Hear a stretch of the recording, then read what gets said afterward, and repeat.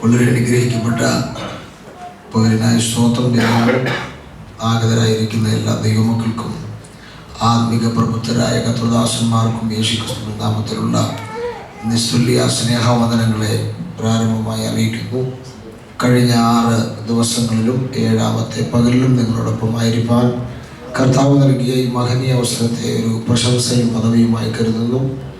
എല്ലാ നിങ്ങളുടെ സ്നേഹാദരവുകൾക്കും കർത്താവ് ഇരട്ടി പ്രതിഫലം തരട്ടെ എന്ന് പ്രാർത്ഥിച്ചുകൊണ്ട് ഇന്ന് പകൽ പരിശുദ്ധാത്മാവ് നിങ്ങളോട് അറിയിപ്പാൻ എന്നെ നിയോഗിക്കുന്ന ദൈവിക അരുളപ്പാടിലേക്ക് പ്രാർത്ഥനയോടെ നമ്മൾ പ്രവേശിക്കുകയാണ്. സ്തോത്രം. ദൈവവചനത്തിൻ്റെ ശക്തി ഇന്ന് പകൽ നമ്മുടെ നടുവിൽ വ്യാപരിക്കും. അതിനെ പ്രാപിച്ചു മടങ്ങുവാൻ കർത്താവ് നമുക്ക് കൃപ നൽകട്ടെ എന്ന് പ്രാർത്ഥിക്കുന്നു. സാധാരണ ഞാൻ എല്ലായിടത്തും പറയാറുണ്ട്, പ്രവചന ശുശ്രൂഷ നടത്തുന്നത് പോലെയോ വെളിപ്പാട് പറയുന്ന പോലെയോ അത്ര എളുപ്പമുള്ള കാര്യമല്ല ദൈവവചന ശുശ്രൂഷ.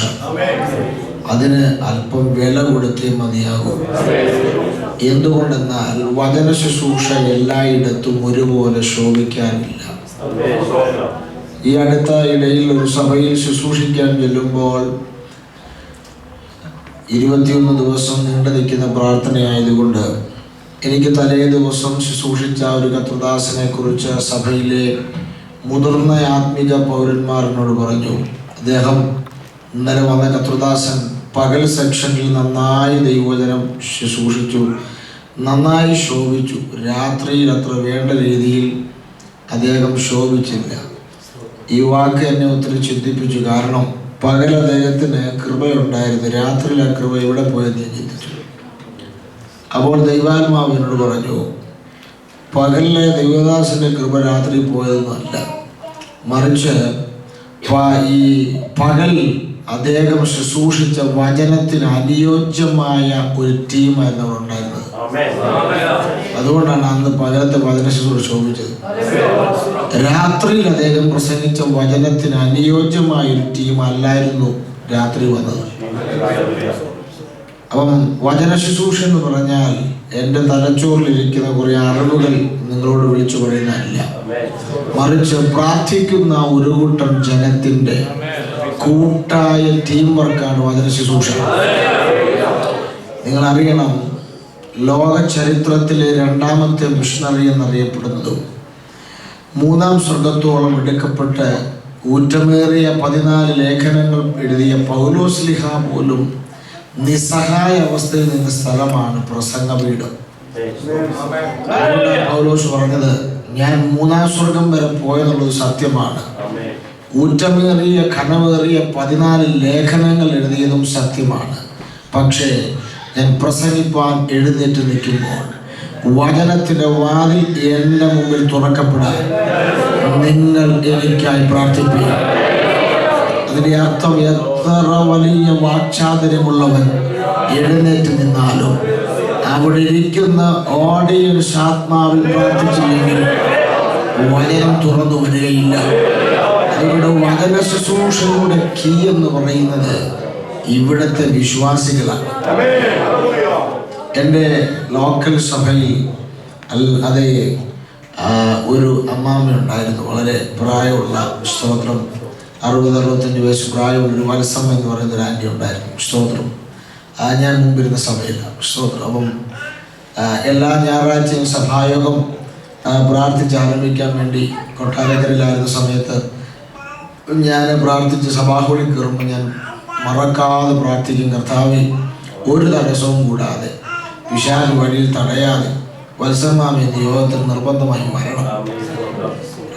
അപ്പം എല്ലാ ഞായറാഴ്ച എൻ്റെ പ്രാർത്ഥന റെഗുലറായി. ഇപ്പം എൻ്റെ വൈഫ്, എൻ്റെ സഹധർമ്മിണി ഇതിങ്ങനെ ശ്രദ്ധിച്ചിട്ട് എന്നോട് ചോദിച്ചു, നമ്മുടെ സഭയിൽ 150 പേരില്ലേ? ഞാൻ പറഞ്ഞുകൊണ്ട്. കാണാൻ കൊള്ളാതെ എത്രയോ പേരുണ്ട്. ഞാൻ പറഞ്ഞു അതുകൊണ്ട്.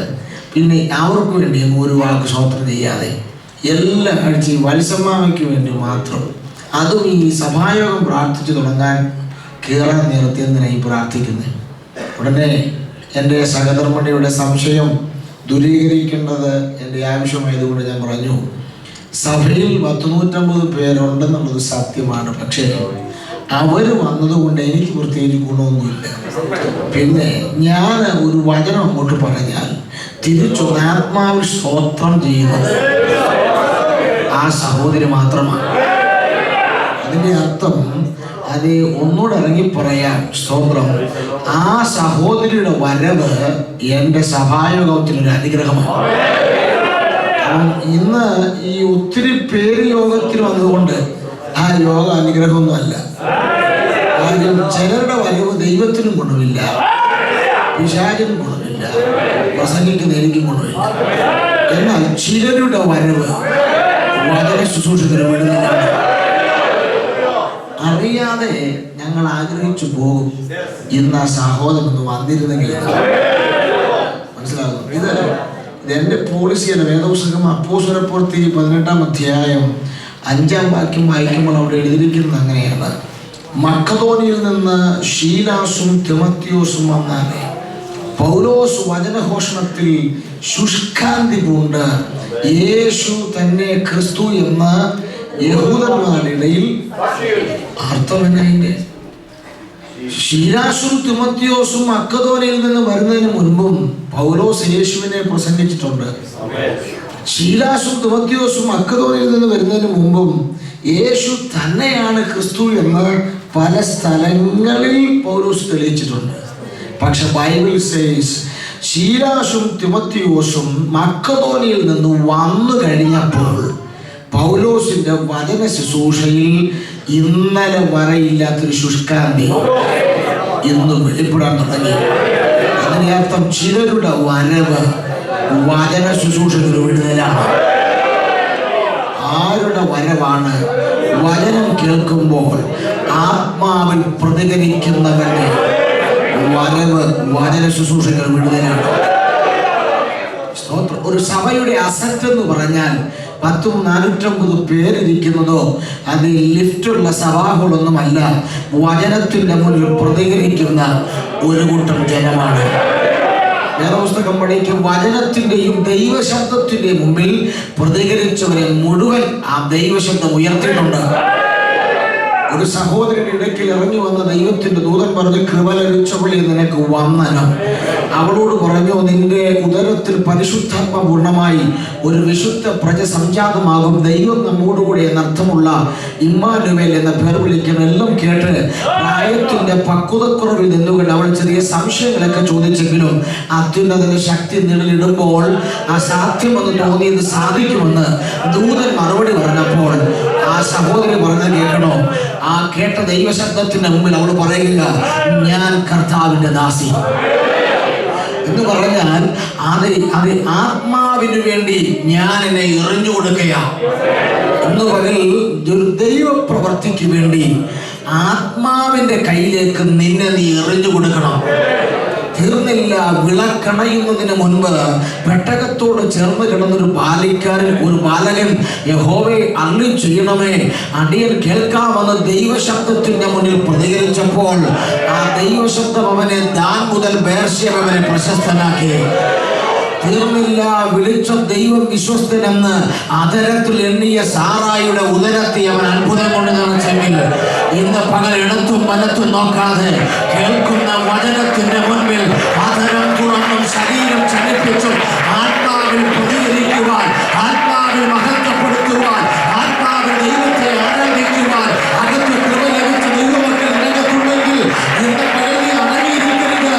ഈ പകൽ മൗനത്തിന്റെ പകലായി തീരാതെ അതരം തുടിക്കുന്ന ആരാധനയേൽപ്പിക്കുവാൻ ആരീ പകൽ തയ്യാറാകുന്നുവോ അവരുടെ നടുവിലേക്ക് ആകാശത്തിന്റെ മേഘപാളികളെ കീറിമുറിച്ചുകൊണ്ട് ആരാധിക്കുന്നവരുടെ നടുവിൽ ആരാധന സ്വീകരിക്കുവാൻ ആരാധനയ്ക്ക് യോഗ്യനായ ദൈവം ഇതിനകത്തൂടെ നടകൊള്ളുന്നുണ്ട്. അവന്റെ കാൽപരിമാറ്റത്തിന്റെ ശബ്ദം കേൾക്കുന്നവർ ഈ പകൽ ദൈവത്തിന് ശക്തിയോടെ മകത്വം കൊടുക്കുന്നവരാണ്.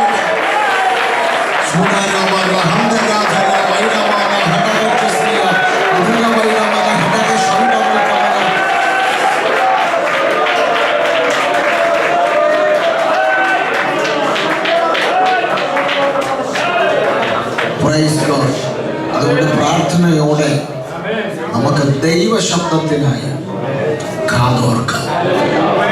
ഒരു പ്രസംഗമല്ല ഞാനിവിടെ നടത്തുന്നത്.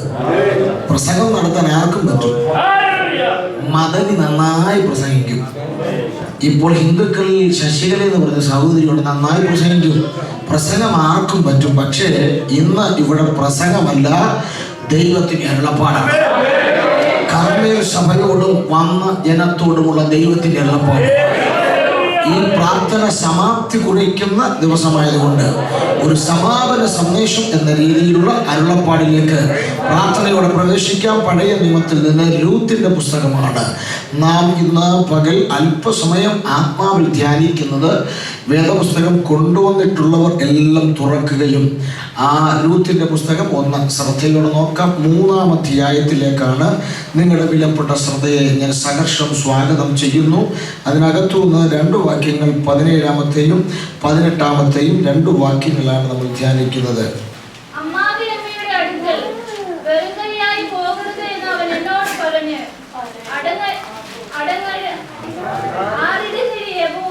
എനിക്ക് തന്നെന്ന് അവൾ പറഞ്ഞു. അതിനവൾ, എന്റെ മകളെ, ഈ കാര്യം എന്താകുമെന്ന് അറിയുവോളം നീ അനങ്ങാതിരിക്കുക. ഇന്ന് ഈ കാര്യം തീർക്കും വരെ അയാൾ സ്വസ്ഥമായിരിക്കില്ല എന്ന് പറഞ്ഞു. മതി. ശ്രദ്ധിക്കുക, നാം വായിച്ച വാക്യം ഗൗരവപരമായ 2 വാക്യങ്ങളാണ്. ആ വാക്യം വായിക്കുമ്പോൾ ആത്മപൂർണമായി വായിക്കുന്നവർക്ക് അപ്പോൾ തന്നെ അതിനകത്തെ ദൈവശബ്ദം മനസ്സിലാക്കാം. നവോമി എന്ന് പറയുന്ന ഒരു അമ്മായിയമ്മ, രൂത്ത് എന്ന് പറയുന്നൊരു മരുമകളോട് പറയുന്ന വാക്മൊഴിയാണ് ഈ പകലത്തെ ദൈവശബ്ദം. എന്താണ് നവോമി പറയുന്നത്? നവോമി പറയുകയാണ്, ഈ കാര്യം എന്താകും എന്നറിയുവോളം നീ അനങ്ങാതിരിക്കണം. ഈ 7-ാമത്തെ പകൽ ചില വിഷയങ്ങളുടെ മറുപടി എന്താകും എന്നറിയാൻ കാത്തിരിക്കുന്ന ചിലരൊക്കെയുണ്ട്. ദിവസങ്ങളും മാസങ്ങളും കാലങ്ങളുമായി ദൈവത്തിന്റെ പാദാന്തിക ചില വിഷയങ്ങൾ വെച്ച് പ്രാർത്ഥിക്കുന്ന നിരവധി പേരുണ്ട്. സഭയറിഞ്ഞും സഭയിലെ പാസ്റ്റർ അറിഞ്ഞും പ്രാർത്ഥിക്കുന്ന വിഷയങ്ങളുണ്ട്. എന്നാൽ അടുത്തിരിക്കുന്നവർ പോലും അറിയാതെ നിലവിനകത്ത് ഒളിപ്പിച്ചിട്ട് പ്രാർത്ഥിക്കുന്ന വിഷയങ്ങളുണ്ട്. എന്നാൽ ഇന്ന് പകൽ പരിശുദ്ധാത്മാവ് പറയുന്നു, നീ വെച്ച വിഷയങ്ങളുടെ മറുപടി എന്താകും എന്നറിയുവോളം നീ അനങ്ങാതിരിക്കണം. നീ അനങ്ങാതിരുന്നാൽ ആ വിഷയങ്ങൾക്കകത്ത് തീർപ്പ് കൽപ്പിക്കുന്നിടം വരെ എന്റെ ദൈവം സ്വസ്ഥമായിരിക്കുകയില്ല. എത്ര പേർക്കൊന്നും വിശ്വസിക്കാൻ കഴിയുന്നുണ്ട്? കഴിഞ്ഞ 7 ദിവസമായി നീ പ്രാർത്ഥിച്ച ചില വിഷയങ്ങൾക്ക് ഈ 7-ാമത്തെ പകൽ അവൻ തീർപ്പ് കൽപ്പിക്കാൻ പോവുക.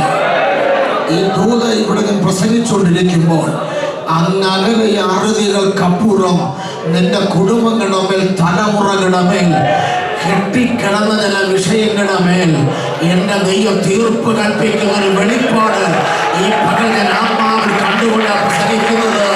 ചിലരുടെ വിഷയത്തിനകത്ത് അവൻ തീർപ്പ് കൽപ്പിക്കുക. കർമ്മേൽ ദൈവസഭയുടെ വിഷയങ്ങൾക്കകത്ത്, അതിന്റെ തലമുറകളുടെ വിഷയങ്ങൾക്കകത്ത് അവൻ തീർപ്പ് കൽപ്പിക്കുവാൻ ഇന്ന് പകൽ നിനക്ക് വേണ്ടി ചലിക്കുന്ന പകലാണ്. വിശ്വസിക്കുന്നവർ ദൈവത്തിൽ നന്ദിയോടെ ആരാധന കൊടുക്കാം.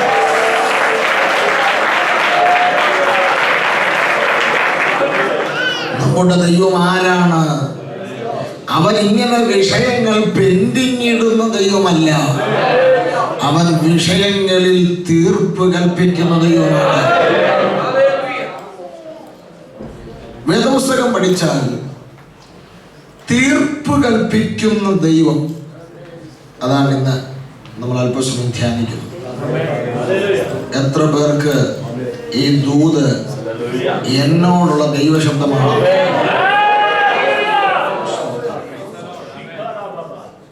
തീർപ്പ് എന്നുള്ള പദം കോടതി ഭാഷയാണ്. ജില്ലാ കോടതി സ്റ്റേ ചെയ്തൊരു വിഷയത്തെ, അല്ല, ജില്ലാ കോടതി തീർപ്പ് കൽപ്പിച്ചൊരു വിഷയത്തെ ഹൈക്കോടതിക്ക് സ്റ്റേ ചെയ്യാം. ഹൈക്കോടതി തീർപ്പ് കൽപ്പിച്ചൊരു വിഷയത്തെ സുപ്രീം കോടതിക്ക് സ്റ്റേ ചെയ്യാം. സുപ്രീം കോടതി തീർപ്പ് കൽപ്പിച്ചൊരു വിഷയത്തെ രാജ്യത്തിന്റെ പ്രസിഡന്റിന്, രാഷ്ട്രപതിക്ക് സ്റ്റേ ചെയ്യാം. എന്നാൽ ഇന്ന് പകൽ ഞാൻ പ്രസംഗിക്കുന്നതും നിങ്ങൾ ആരാധിക്കുന്നതുമായ ദൈവം എൽ ഷദായി ആയവൻ നിന്റെ വിഷയത്തിനകത്ത് തീർപ്പ് കൽപ്പിക്കാൻ അവൻ സിംഹാസനത്തിൽ നിന്ന് എഴുന്നേറ്റ് അവൻ ഭൂമിയുടെ ഉന്നതികളിൽ മേൽ നടകൊണ്ടാൽ ഇന്ന് പകൽ അവൻ തീർപ്പ് കൽപ്പിച്ച വിഷയത്തെ തടയാൻ ഒരു മാന്ത്രിക ശക്തികൾക്ക് കഴിയത്തില്ല, ഒരു ആഭിചാരങ്ങൾക്ക് കഴിയത്തില്ല. നിന്റെ ദൈവം തീർപ്പ് കൽപ്പിക്കുന്ന വിഷയത്തെ തടയാൻ ഒരു പൈശാചിക അധികാരങ്ങൾക്ക് കഴിയത്തില്ല. വിശ്വസിക്കുന്നവർ ദൈവത്തിന് ശക്തിയോടെ ബലത്തോടെ ഇത്തരത്തിൽ ആരാധന കൊടുക്കുക. അവൻ തീർപ്പ് കൽപ്പിക്കാൻ എഴുന്നേൽക്കുന്നു.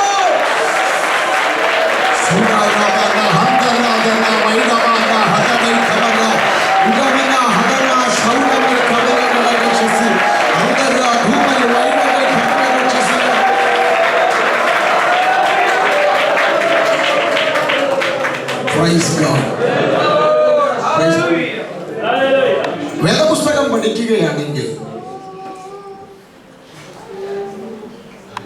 പഴയ നിയമത്തിലെ യോശുവയുടെ പുസ്തകം മുതൽ എസ്തേറിന്റെ പുസ്തകം വരെയുള്ള 12 ചരിത്ര പുസ്തകങ്ങളിൽ മൂന്നാമത്തെ ചരിത്ര പുസ്തകമാണ് രൂത്തിന്റെ പുസ്തകം. വിശേഷാൽ രൂത്തിന്റെ പുസ്തകം എന്ന് പറയുന്നത് ന്യായാധിപന്മാരുടെ കാലഘട്ടമായ ഗിദെയോന്റെ കാലഘട്ടത്തിൽ നടന്ന ഒരു സംഭവ കഥയാണ്. ഈ പുസ്തകത്തിന് ഒത്തിരി പ്രത്യേകതകൾ വളരെ ആഴമായി ഇതിനകത്ത് കിടപ്പുണ്ട്. നമ്മളതിലേക്കൊന്ന് വരികയാണ്. എനിക്കൊരു സന്തോഷം തോന്നിയത് 66 പുസ്തകം ദൈവം നമുക്ക് നൽകിയപ്പോൾ 66 പുസ്തകം നൽകിയപ്പം ദൈവം സഹോദരിമാർക്ക് കൊടുത്ത സീറ്റ് 2. സഹോദരന്മാരുടെ ഭാഗത്തുനിന്ന് ഒരു സ്വതന്ത്രം പോലും വന്നില്ല. സഹോദരന്മാർ കൂടെ ഉള്ളതുകൊണ്ടാണ് ഞാൻ ധൈര്യത്തോടെ പറഞ്ഞത്. കേരളമൊക്കെ ഇന്ന് സ്ത്രീ സമത്വ സ്വാതന്ത്ര്യത്തിന് വേണ്ടിയുള്ള ശക്തമായ മാറ്റൊലികൾ കേരളത്തിൽ നടക്കുക. ഇനി എന്നാ മാറ്റൊലി നടന്നാലും ഞാൻ പ്രസംഗിക്കുന്ന ദൈവം 66 പുസ്തകം തന്നപ്പം സഹോദരന്മാർക്ക് 2 തന്നുള്ളൂ. 2 കൊടുത്തിട്ട് തന്നെ ഇടങ്ങാറ്. ആ 2 സീറ്റ് കിട്ടിയത് ഒന്ന് രൂത്തിനും ഒന്ന് എസ്തേറിനും. പ്രത്യേകിച്ച് നിങ്ങളുടെ സഭയിലെ സഹോദരന്മാർക്ക് തരാതിരിക്കുന്നതല്ല. പ്രാർത്ഥിക്കാൻ വേണ്ടി സമയം തന്ന പ്രാർത്ഥിക്കാതിരിക്കുക. ചില സഹോദരന്മാരെ കണ്ട് എനിക്ക് വിഷമം തോന്നി. പ്രാർത്ഥിക്കാതെ ഭാഷ വന്നിട്ട് ഒരെണ്ണം അനങ്ങുന്നില്ല. പ്രാർത്ഥിക്കുന്നതിനോട്ട് ശബ്ദം കേൾക്കുന്നില്ല. എൻ്റെ സഹോദരന്മാരോടുള്ള എൻ്റെ ഒരു റിക്വസ്റ്റ്, നിങ്ങൾ കുറച്ചുകൂടെ ഉത്സാഹത്തോടെ ആയിരിക്കണം. അല്ലെങ്കിൽ നിങ്ങൾ നിമിത്തം ഒരു സഭയ്ക്ക് നാണക്കേടുണ്ട്. ഇവിടെ ശുശ്രൂഷിക്കാൻ വരുന്ന ഗസ്റ്റ് പാസ്റ്റർമാരൊക്കെ ഇവിടെ എല്ലാം പോയി പറയുന്നില്ല. ആ സഭയിലെ സഹോദരന്മാർക്ക് വലിയ ഗുണമൊന്നുമില്ല. അതുകൊണ്ട് നിങ്ങൾ കുറച്ചുകൂടെ ആത്മാവിൽ എരിവുള്ളവരാകണം. അപ്പൊ ശ്രദ്ധിക്കുക, നമുക്ക് ഈ 66 പുസ്തകങ്ങളിൽ ദൈവം കൊടുത്ത 2 സീറ്റ് കിട്ടിയത് ഒന്ന് രൂത്തിന്, ഒന്ന് എസ്തേറിന്. രൂത്തിന്റെ പുസ്തകത്തിലെ പ്രതിപാദ്യ വിഷയം വീണ്ടെടുപ്പ് എന്നുള്ള വിഷയമാണ്. വീണ്ടെടുപ്പിന് നിരവധി അർത്ഥങ്ങളുണ്ട്. വീണ്ടെടുപ്പ് എന്ന് പറയുമ്പോൾ തന്നെ ഏറ്റവും വലിയ അത് എക്സാമ്പിൾ പറയാനുള്ളത് ക്രൂശിൽ യേശു മാനവകുലത്തെ വീണ്ടെടുത്തതാണ്. എന്നാൽ ഞാൻ പോകുന്ന അർത്ഥങ്ങൾ ആ ലെവലിലേക്കല്ല. കാര്യം നിരവധി അർത്ഥങ്ങൾ വീണ്ടെടുപ്പ് എന്ന പദത്തിനുണ്ട്. എന്താണ് വീണ്ടെടുപ്പിന്റെ ലളിതമായ ഭാഷയുടെ അർത്ഥം? ഒറ്റ അർത്ഥമേ ഉള്ളൂ. നിന്റെ കയ്യിൽ കിട്ടിയ ഒരു സാധനം നിന്റെ കൈത്തുമ്പത്തു നഷ്ടപ്പെട്ടു പോയി. നഷ്ടപ്പെട്ടു പോയതിനെ നീ വില കൊടുത്ത് മടക്കിക്കൊണ്ട് വരുന്നതിനെയാണ് വീണ്ടെടുപ്പ് എന്ന് പറയുന്നത്. ഈ 7 ദിവസത്തെ പ്രാർത്ഥന ചിലതൊക്കെ മടക്കി പിടിക്കുന്ന പ്രാർത്ഥനയാണ്. വില കൊടുത്തു വീണ്ടെടുക്കുകയാണ്. നമുക്ക് ഈ വീണ്ടെടുപ്പ് എന്നുള്ള വിഷയത്തെ ഒന്ന് നിങ്ങളുടെ തലച്ചോറിലേക്ക് കൊണ്ടുവരാൻ പഴയ നിയമത്തിൽ നിന്നും പുതിയ നിയമത്തിൽ നിന്നും ഓരോ ഉദാഹരണങ്ങൾ പരിശോധിച്ച് നമുക്ക് മടങ്ങി വരാം. പഴയ നിയമത്തിൽ നിന്ന് 2 രാജാക്കന്മാരുടെ പുസ്തകം നമുക്ക് പരിശോധിക്കാം. 6-ാം അധ്യായം 6-7 വാക്യങ്ങൾ. അത് എവിടെ വീഴുമെന്ന് ദൈവപുരുഷൻ ചോദിച്ചു. അവൻ ആ സ്ഥലം അവനെ കാണിച്ചു. അവനൊരു കോൽ വെട്ടി അവിടെ എറിഞ്ഞു. ആ ഇരുമ്പ് പൊങ്ങി വന്നു. അത് എടുത്തുകൊള്ളാം എന്ന് അവൻ പറഞ്ഞു. അവൻ കൈ നീക്കി അത് എടുത്തു.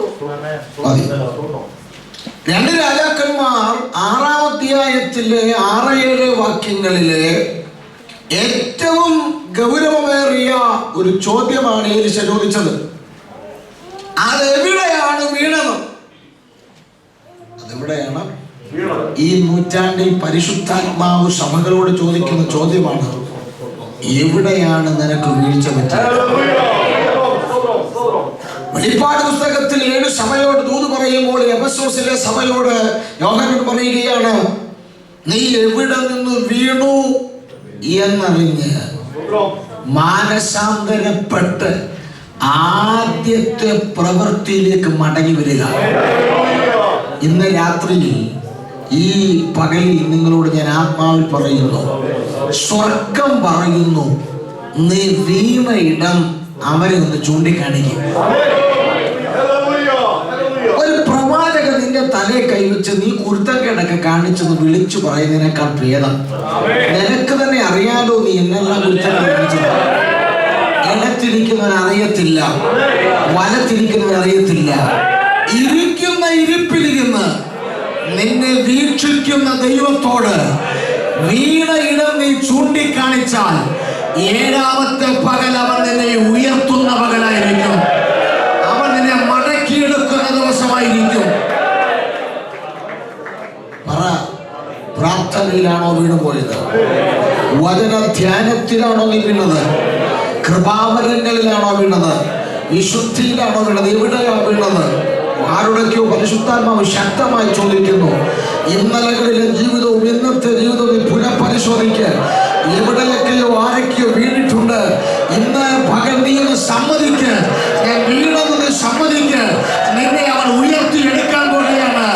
പണ്ടത്തേതിനേക്കാൾ നല്ല കാലത്തിലേക്ക്, പണ്ടത്തേതിനേക്കാൾ കരുത്തേറിയ ആത്മീക ജീവിതത്തിലേക്ക്, പണ്ടത്തേതിനേക്കാൾ ആരോഗ്യപരമായ ഒരു ആത്മീക ജീവിതത്തിലേക്ക് എന്റെ ദൈവത്തിനെ മടക്കി എടുക്കാൻ പോവുകയാണ്. പക്ഷെ ഇതുവരെ നീ സമ്മതിക്കുക.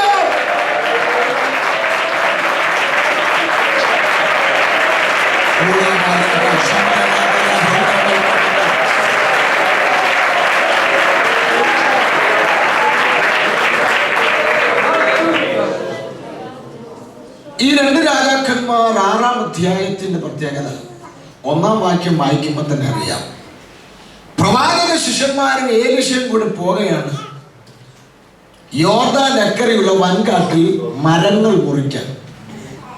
എന്താ ഈ മരം മുറിക്കാൻ പോകുന്നതിന്റെ കാര്യം? പാർക്കുന്ന സ്ഥലത്തിനൊരു വിശാലത. പാർക്കുന്ന സ്ഥലത്തിന് വിശാലത. ഈ ദൂത് പ്രസംഗിക്കുമ്പോൾ എന്റെ ഉള്ളിൽ പരിശുദ്ധാത്മാവ് നൽകിയത് ഏലിയാവിന്റെ കാലം മുതലുള്ള പ്രവചന സ്കൂളായത്. കാരണം ഏലിയാവാണ് പ്രവചന സ്കൂൾ തുടങ്ങിയത് ശിഷ്യന്മാരും ഒക്കെ ആയിട്ട്. ഏലിയാവ് മരിച്ചപ്പോൾ ആ ശിഷ്യന്മാരെ ഏലിശ കൈയേറ്റു. അപ്പൊ ഈ പ്രവാചക ശിഷ്യന്മാരും പ്രവചന സ്കൂളും ഒക്കെ വർഷങ്ങളായിട്ട് നിലനിൽക്കുന്നതാണ്. പക്ഷെ ഇന്നു വരെ ഇവരിൽ ആർക്കും ഒരു വിശാലത വേണം എന്നൊരു ചിന്ത വന്നിട്ടില്ല. കാരണം ഏലിയാവിന്റെ കാലത്ത് അവർ ചിന്ത വന്നില്ല. ഏലിശയുടെ കാലം തീരാറായപ്പോഴാണ് ഇവർക്ക് ചിന്ത വന്നത്, ഞങ്ങൾക്ക് എന്തു വേണം. അപ്പൊ എന്റെ ചോദ്യം, ഇത്രയും വർഷമായിട്ട് എന്താ ഒരു വിശാലതയ്ക്ക് വേണ്ടി കൊതിക്കാഞ്ഞത്? ഉടനെ ദൈവാത്മാവിനോട് പറഞ്ഞു, വിശാലത വേണം എന്നൊരു ചിന്ത നിനക്ക് വരണമെങ്കിൽ നിന്റെ അകത്തെ കണ്ണുകൾ തുറക്കപ്പെടണം.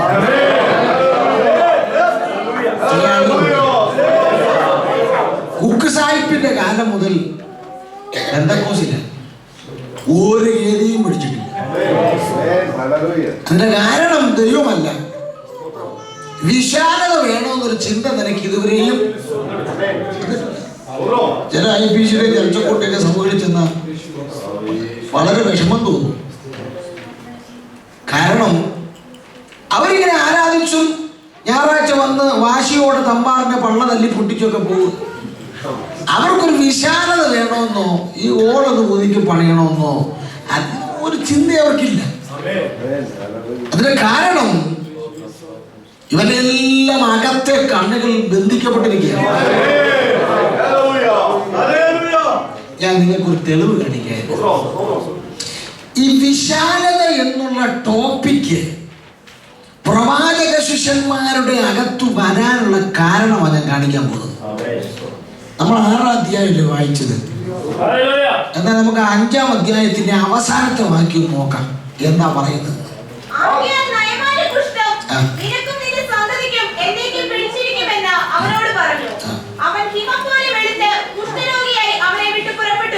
ആ വാക്യം എങ്ങനെ? അവര് വിട്ട് പുറപ്പെട്ട്. 5-ാം അധ്യായത്തിന്റെ അവസാന വാക്യം പറയുന്നു, ഗേഗസി എന്ന കുഷ്ഠരോഗി അവരുടെ ഇടയിൽ നിന്ന് പുറത്തുപോയി. 6-ാം അധ്യായത്തിന്റെ 1-ാം വാക്യം പറയുന്നു, വിശാലത എന്ന ടോപ്പിക് അവരുടെ ചിന്തയിൽ വന്നു. അപ്പോൾ ഒരു ദൂത ആത്മാവനോട് പറയുന്നു, പുറമെ ഭക്തനും അകമെ ദ്രവ്യാഗ്രഹവുമായി കിറങ്ങിയിൽ നടക്കുന്ന ഒരുവൻ, അവനാണ് ഗേഗസി. സ്തോത്രം. ഈ ഗേഗസി പ്രവാചക ശിഷ്യന്മാരുടെ കൂടെ പാർക്കും. അവരിൽ ഒരാളായി പാർക്കുന്നിടത്തോളം കാലം ഇന്നു വരെയും വിശാലത എന്നൊരു ചിന്ത വന്നിട്ടില്ല. പക്ഷെ ഗേഗസി എപ്പോൾ അവരുടെ ഇടയിൽ നിന്ന് പുറത്തേക്ക് പോയോ അപ്പോൾ മുതൽ അവിടെ ആത്മീക കണ്ണുകൾ തുറന്നു. ഇന്ന് കർമ്മേലിനോട് ദൈവാത്മാവ് പറയുന്നു, നിന്റെ വിശാലതയുടെ സമയം ഓപ്പൺ ആകാൻ പോകുകയാണ്. ഓ പ്രവചന ദൂത ആത്മാവിനോട് പറയുന്നു, ഈ യോഗത്തിൽ വന്നിരിക്കുന്ന ചിലരുടെ മേൽ വിശാലതയുടെ മണ്ഡലങ്ങൾ തുറക്കപ്പെടാൻ പോകുകയാണ്. പക്ഷെ വിശാലതയ്ക്കെതിരെ നിന്റെ ആത്മീക കണ്ണുകളെ ബന്ധിക്കുന്ന ചില ഗേഗസിമാരെ പുറത്തു കളഞ്ഞിട്ട് നിന്റെ അകത്തൊരു വിശാലത പകരാൻ എന്റെ ദൈവത്തിന്റെ മനസ്സുണ്ട്. തിരിച്ചറിയുന്നവർ ദൈവത്തിന്റെ മഹത്വം കൊടുക്കട്ടെ.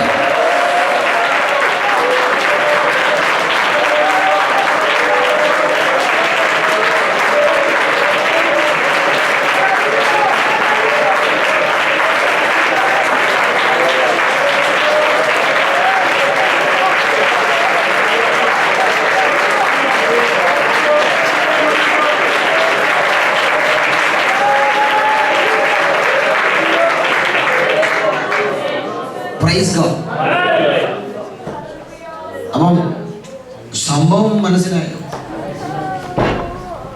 ഇത് വെറുതെ പറയുകയല്ല. ഈ ഗേഗസി ആള് പെശകാണ്. അത് പറയാൻ കാര്യമുണ്ട്.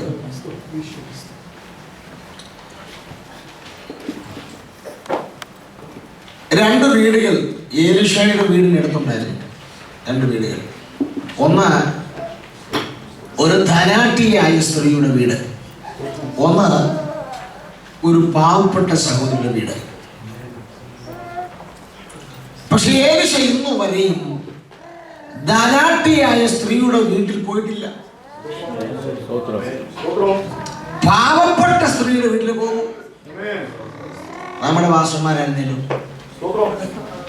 ആത്മാവ് ഹേമിക്കുന്നെന്ന് പറഞ്ഞ് ധനാഢ്യ സ്ത്രീയുടെ വീട്ടിൽ ആഴ്ച 3 വട്ടം പോയത്. അതിന് പോക്കറ്റ് മണി കിട്ടൂല. പാവപ്പെട്ട വീട്ടിലോട്ട് പോകത്തില്ല. കാര്യം പറയും, പാസമ്മാമിക്ക് കാലിന് മുട്ടിൽ നീര് അങ്ങോട്ട് കയറാൻ വയ്യ. എങ്ങനെ നീര് വരാതിരിക്കും?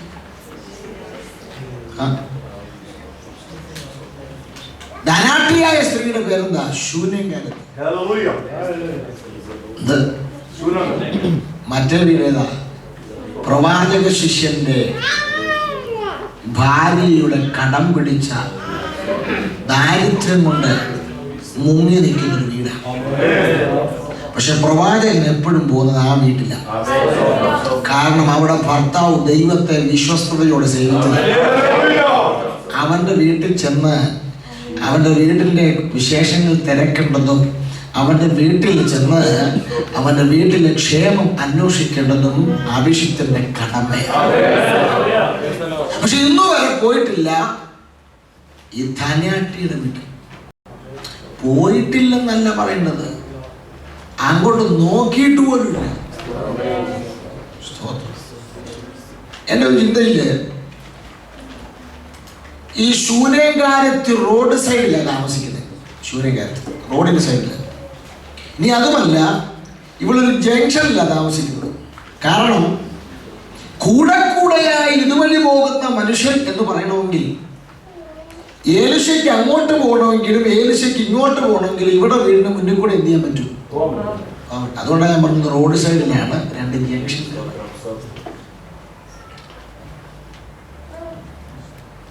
ഏലിശ ഇതുവഴി അങ്ങോട്ടും ഇങ്ങോട്ടും പോകുന്നുണ്ട്. പക്ഷെ ഗേറ്റിലോട്ട് പോലും ഏലിശയുടെ കണ്ണു വന്നിട്ടില്ല. പക്ഷേ ഏലിശയുടെ മേൽ ആ വീട്ടിൽ നിന്ന് അവിടെ കണ്ണു പതിഞ്ഞു. നീ നോക്കിയില്ലെങ്കിൽ നിന്നെ നോക്കുന്നില്ല. അതാ കുഴപ്പം. ഈ സഹോദരി ഒരിക്കൽ വീടിന്റെ മോളത്തെ ജനല് തുറന്നിട്ടു. ഏലിശ നോക്കുന്നുണ്ട്. പുള്ളി അതോടെ പോയിട്ട് അങ്ങോട്ട് നോക്കിയിട്ട് പോയില്ല. പിറ്റേ ദിവസം പുള്ളിക്കാരൻ വീടിന്റെ വാതിൽ തുറന്നു.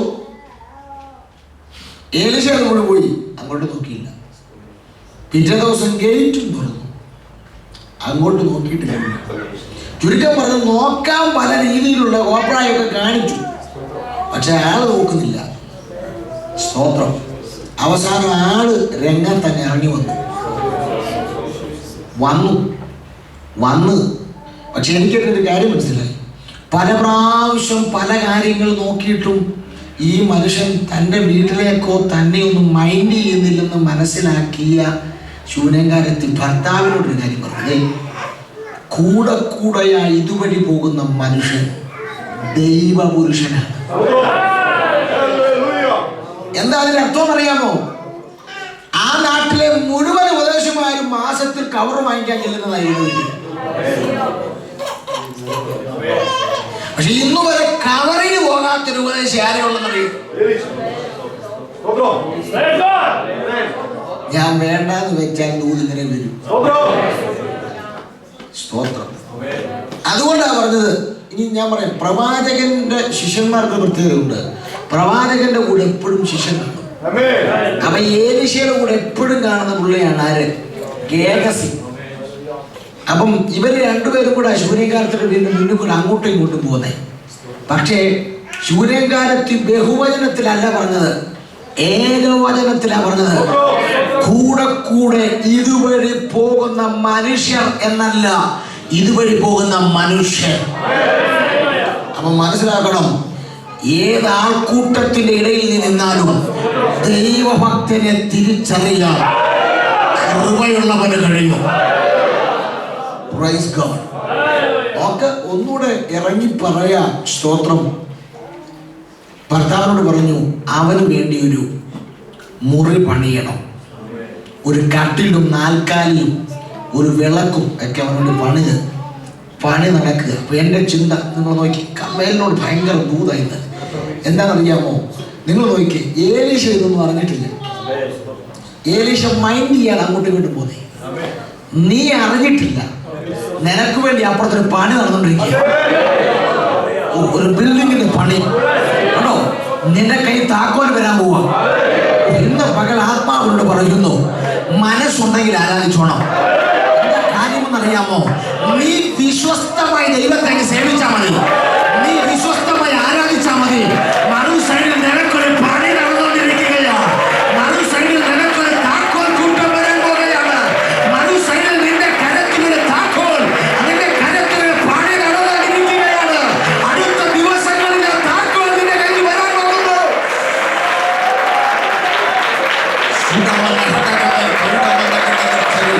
I'm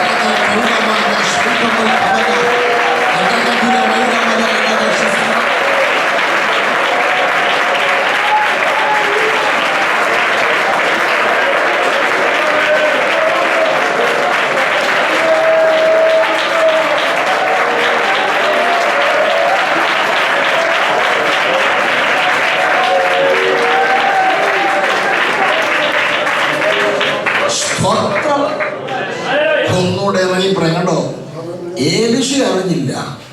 പക്ഷെ അവന്റെ കയ്യിൽ വരണ്ട താക്കോൽ കൂട്ടത്തിന് വേണ്ടി ഒരു പണി നടക്കുക.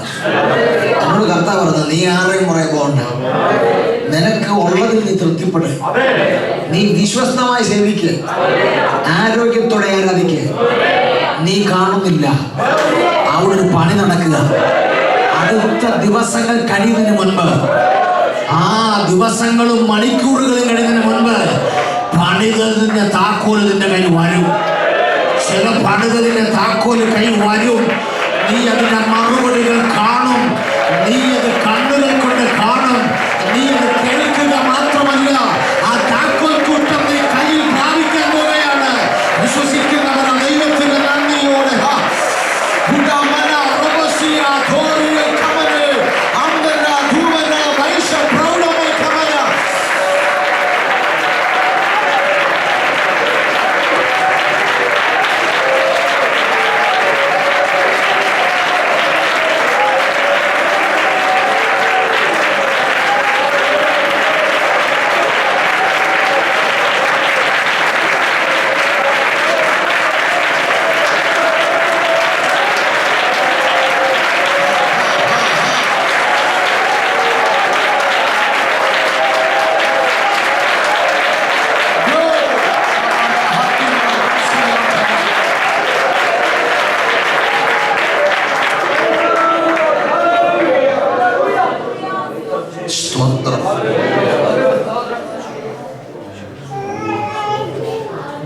അങ്ങനെ ഒരിക്കൽ പണിയെല്ലാം കഴിഞ്ഞ് ഗേറ്റിന്റെ വാതിക്കൽ വന്നു നിന്ന് ശൂന്യകാലത്ത് ഏലിശയെ തടഞ്ഞു നിർത്തി. ദൈവവൃത്യനെ, എൻ്റെ വീട്ടിലൊന്ന് വന്ന് പ്രാർത്ഥിക്കണം. രഹസ്യമായി വീടിനകത്ത് കയറി ഏലിശ പ്രാർത്ഥിച്ച് അനുഗ്രഹിച്ചു. പോകാൻ തുടങ്ങുമ്പോൾ ശൂന്യകാലത്ത് പറഞ്ഞു, എന്താ ഇത്ര ധൃതി? ഒന്ന് വിശ്രമിച്ചിട്ട് പോകും, കാരണം താങ്കൾക്ക് വേണ്ടി മാത്രം ഒന്ന് ഞാനിവിടെ പണിതിട്ടിരിക്കുക. ഏലിശ ആ റൂമിൽ കയറി കട്ടിലിൽ കിടന്നു മയങ്ങി. ഗേഹസിയ നാൽക്കാലിയിൽ ഇരുന്ന് മയങ്ങി. മയക്കമെല്ലാം കഴിഞ്ഞ് പോകാൻ വേണ്ടി രണ്ടുപേരും എഴുന്നേറ്റപ്പോൾ ശൂന്യകാലത്തെ വിളിച്ചിട്ട് ഏലിശ വിളിക്കുക, ഞാൻ നിനക്ക് എന്ത് ചെയ്തു തരണം? ഇതാ പ്രവാചകന്റെ റോൾ ഇവിടെയാണ്. ചില ആളുകൾ വന്ന് എന്നോട് പറഞ്ഞു, പാസ്റ്റർ ഒരു വിഷയമുണ്ട്, ഒന്ന് പ്രാർത്ഥിച്ചു ചോദിക്കും. ഞാനല്ല, ജോത്സ്യനും. പ്രവാചകന്റെ ശബ്ദം അങ്ങനെയല്ല. പ്രവാചകൻ ചോദിക്കുന്നു, ഞാൻ നിനക്ക് എന്ത് ചെയ്ത് തരണം? നീ വിഷയം ഇങ്ങോട്ട് പറ, ഞാൻ ദൈവത്തിൽ നിന്ന് അരുളപ്പാട് അങ്ങോട്ട് പറയാം. ഉടനെ ഗേഹസി പറഞ്ഞു, അതെ, വിഷയം മറ്റൊന്നുമല്ല, ഏത് പിള്ളേരില്ലെന്ന്, ഇതില്ലെന്ന് ഉണ്ണേ. ഏത് ചോദിച്ചു, അത് നിനക്കെങ്ങനെ അറിയാം? ഞാൻ ഇടയ്ക്കിടയ്ക്ക് കവർ വാങ്ങിക്കാൻ അവിടെ വരാറുണ്ടായിരുന്നു.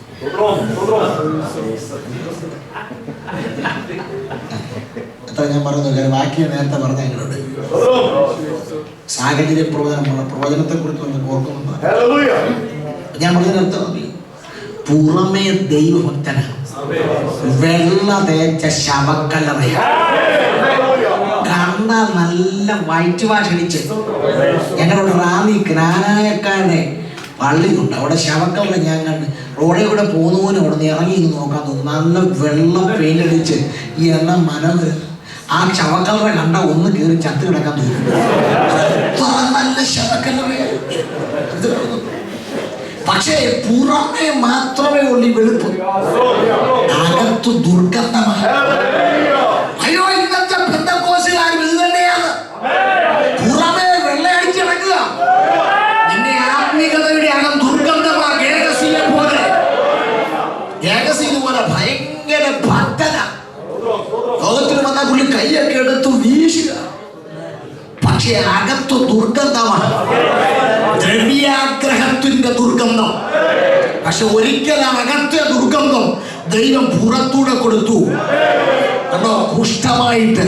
കണ്ടോ, അവൻ ഇപ്പോൾ പ്രവാചക ശിഷ്യന്മാരിൽ അവൻ പുറപ്പെട്ടപ്പോൾ അവരുടെ കണ്ണുകൾ തുറന്നു. അവർ പറഞ്ഞു, ഇങ്ങനെ പോരാ, കർമ്മേലിനൊരു വിശാലത വേണം. എത്ര പേര് ഇന്ന് രാത്രി ഈ പദം വിശ്വസിക്കുന്നുണ്ട്? നിന്റെ സഭയുടെയും കുടുംബത്തിന്റെയും വിശാലതയ്ക്കെതിരെ അകത്തുള്ളവന്റെ ആത്മിക കണ്ണുകളിൽ അന്ധത പിടിപ്പിച്ച ചില ഗേഹസിയുടെ ശക്തികൾ ഈ ലോകം വിട്ട് പുറത്തേക്ക് ഇറങ്ങുമ്പോൾ 2016 കർമ്മേലിന്റെ വിശാലതയുടെ വർഷമാണ്. അങ്ങനെ കുടുംബത്തിന്റെ വിശാലതയുടെ സമയമാണ്. അങ്ങനെ തലമുറയ്ക്ക് വിശാലതയുണ്ട്.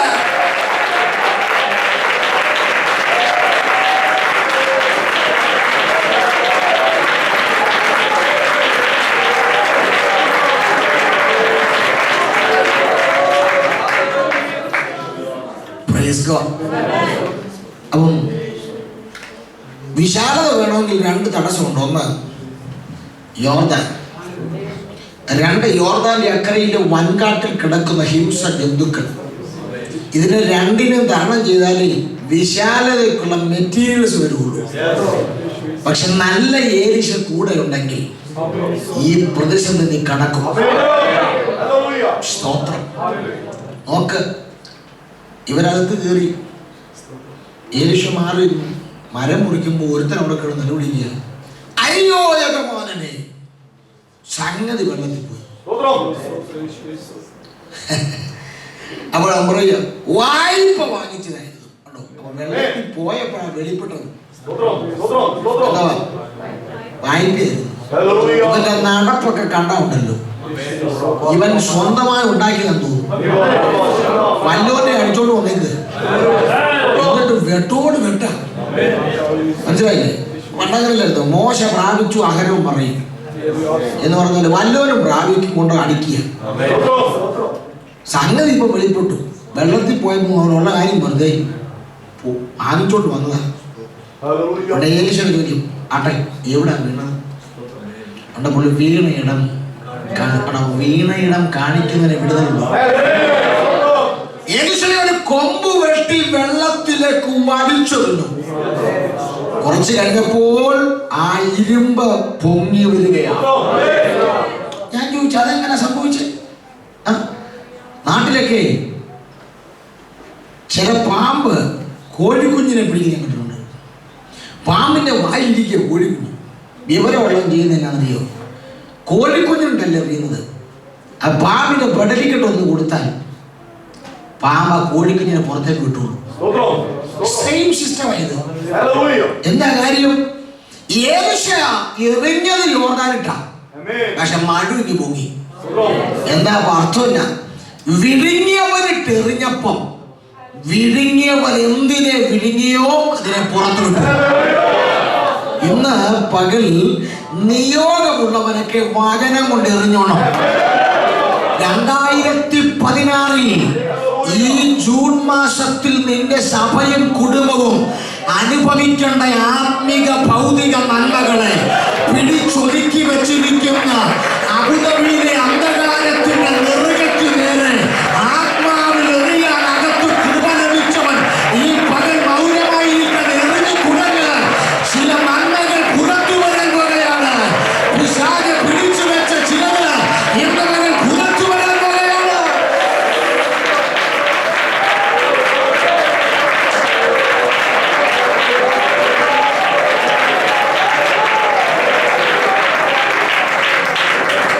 സ്തോത്രം.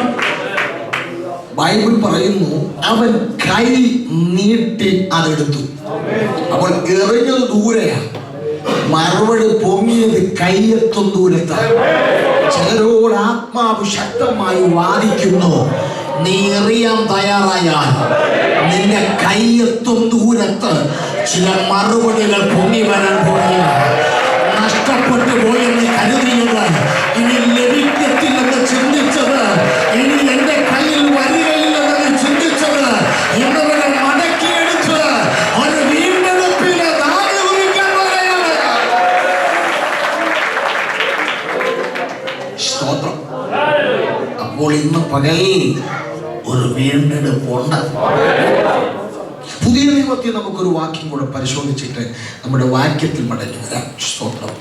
ലൂക്കോസിന്റെ സുവിശേഷം 15-ാം അധ്യായം അത് 8-9 വാക്യങ്ങൾ യേശു പറഞ്ഞ ഒരു ഉപമ നമുക്ക് ശ്രദ്ധിക്കാം. അല്ല, ഒരു സ്ത്രീക്ക് 10 ദ്രഹ്മം ഉണ്ടെന്നിരിക്കട്ടെ, ഒരു ദ്രഹ്മം കാണാതെ പോയാൽ അവൾ വിളക്ക് കത്തിച്ച് വീടടിച്ചു വാരി അത് കണ്ടുകിട്ടും വരെ സൂക്ഷ്മതയോടെ അന്വേഷിക്കാതിരിക്കുമോ?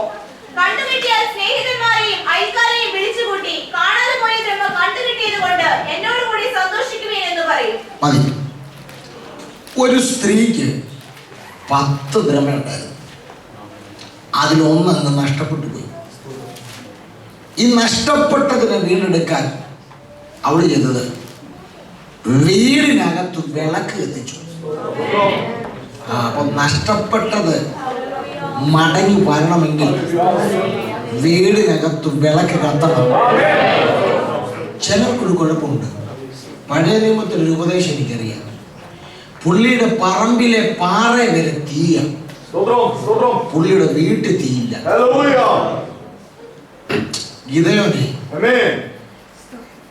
ഗിദെയോന്റെ പറമ്പിലെ പാറ ചുമ്മാ ദൂരം കെട്ടതുള്ളൂ, തീഞ്ഞു വന്നു. പക്ഷെ പുള്ളിയുടെ വീട്ടിൽ എന്തില്ല, തീയില്ല. വീടിനെ തിരിക്കുക സാധനം അപ്പൻ വെച്ചിരിക്കുന്ന അശേര പ്രതിഷ്ഠ. അപ്പൊ വീടിനകത്ത് തീ കത്തണം. പുൽപ്പിറ്റ് കത്തിയ പോലെ സ്തോത്രം. വീടിനകത്തിരുന്ന സാധനം നിസാരമല്ല. അതിന്റെ കാര്യം ഒരു ദിവസം രാത്രി പുള്ളിക്ക് നിയമം കിട്ടി. പുള്ളി പോയി അതിനെ ഒന്ന് വെട്ടി. വീടിനകത്ത് അപ്പൻ കുടിയിരുന്ന സാധനത്തെ വെട്ടിയപ്പോ പിറ്റേ ദിവസം നാടൻ കളയുന്നു. മൊത്തം ഉണങ്ങടെ വരിക. ഇതുവരെ വെട്ടുകാർ അങ്ങനെ തട്ടാൻ. അപ്പൊ എനിക്ക് മനസ്സിലായി ഇവന്റെ വീട്ടിൽ ഇരുന്ന സാധനം അത്ര വലുതായിരുന്നു. നാടിനെ ഇളക്കാൻ കപ്പാസിറ്റി ഉള്ള സാധനമാണ്. അതിനെയാവും ആവശ്യത്വം വെട്ടിയത്. എന്നോട് ഇന്നലെ ഈ ദൂതൊക്കെ ഇങ്ങനെ തന്നെ വരുന്നല്ലോ. ദൈവാത്മാവ് എന്നോട് പറയുന്നു, ഒരു നാടിളക്കാൻ കപ്പാസിറ്റിയുള്ള ചിലത് നിന്റെ വീടിനകത്ത് മറഞ്ഞിരിപ്പുണ്ട്. നിയോഗമുള്ളവൻ ആദരം തുറന്നതിനെ വെട്ടിക്കോണം. എന്റെ മകനിൽ കൂടാരങ്ങൾക്കകത്ത് ദൈവപ്രവൃത്തികൾക്ക് തടസ്സമായി നാടിളക്കുന്നതിന് സാധാരണ മേഖലകൾ ഈ യോഗത്തിൽ ആത്മാവിൽ ഞാൻ വെട്ടിക്കളയുകയാണ്.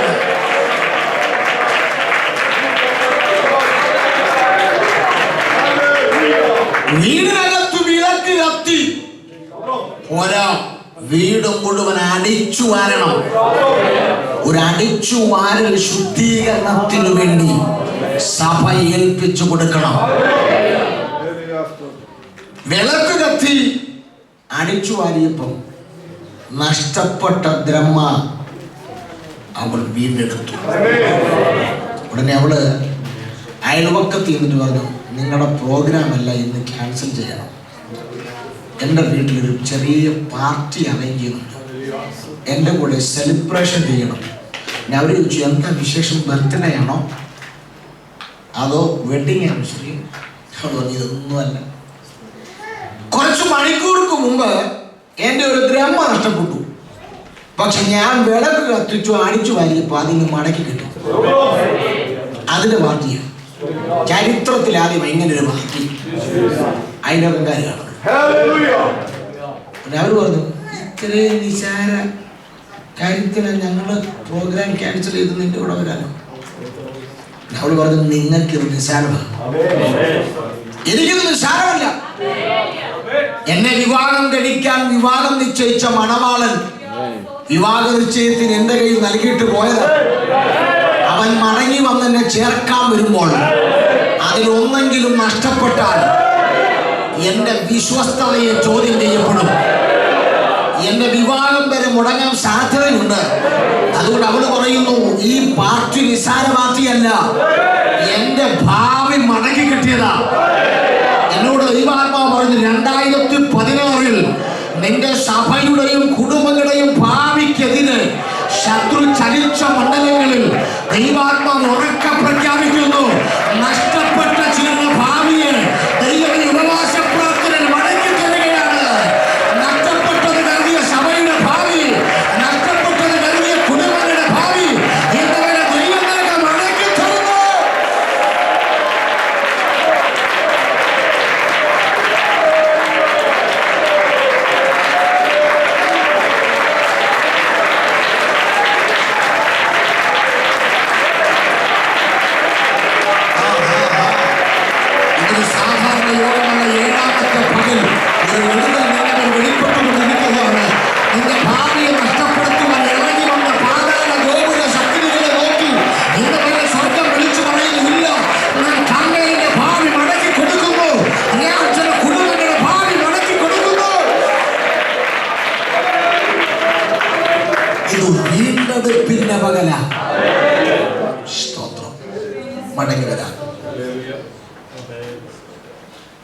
അപ്പൊ രൂത്തിന്റെ പുസ്തകം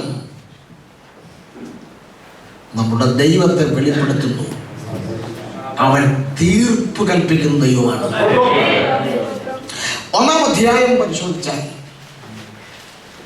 4 പ്രധാനപ്പെട്ട ഡിസിഷനുകൾ, 4 പ്രധാനപ്പെട്ട തീരുമാനങ്ങളാണ് 1-ാം അധ്യായം. നമുക്ക് ശ്രദ്ധിക്കാം. 1-ാം അധ്യായം 1-ാം വാക്യം, 1-ാമത്തെ തീരുമാനം. ന്യായപാലനം നടത്തിയ കാലത്ത് ഒരിക്കൽ ദേശത്ത് ക്ഷാമമുണ്ടായി.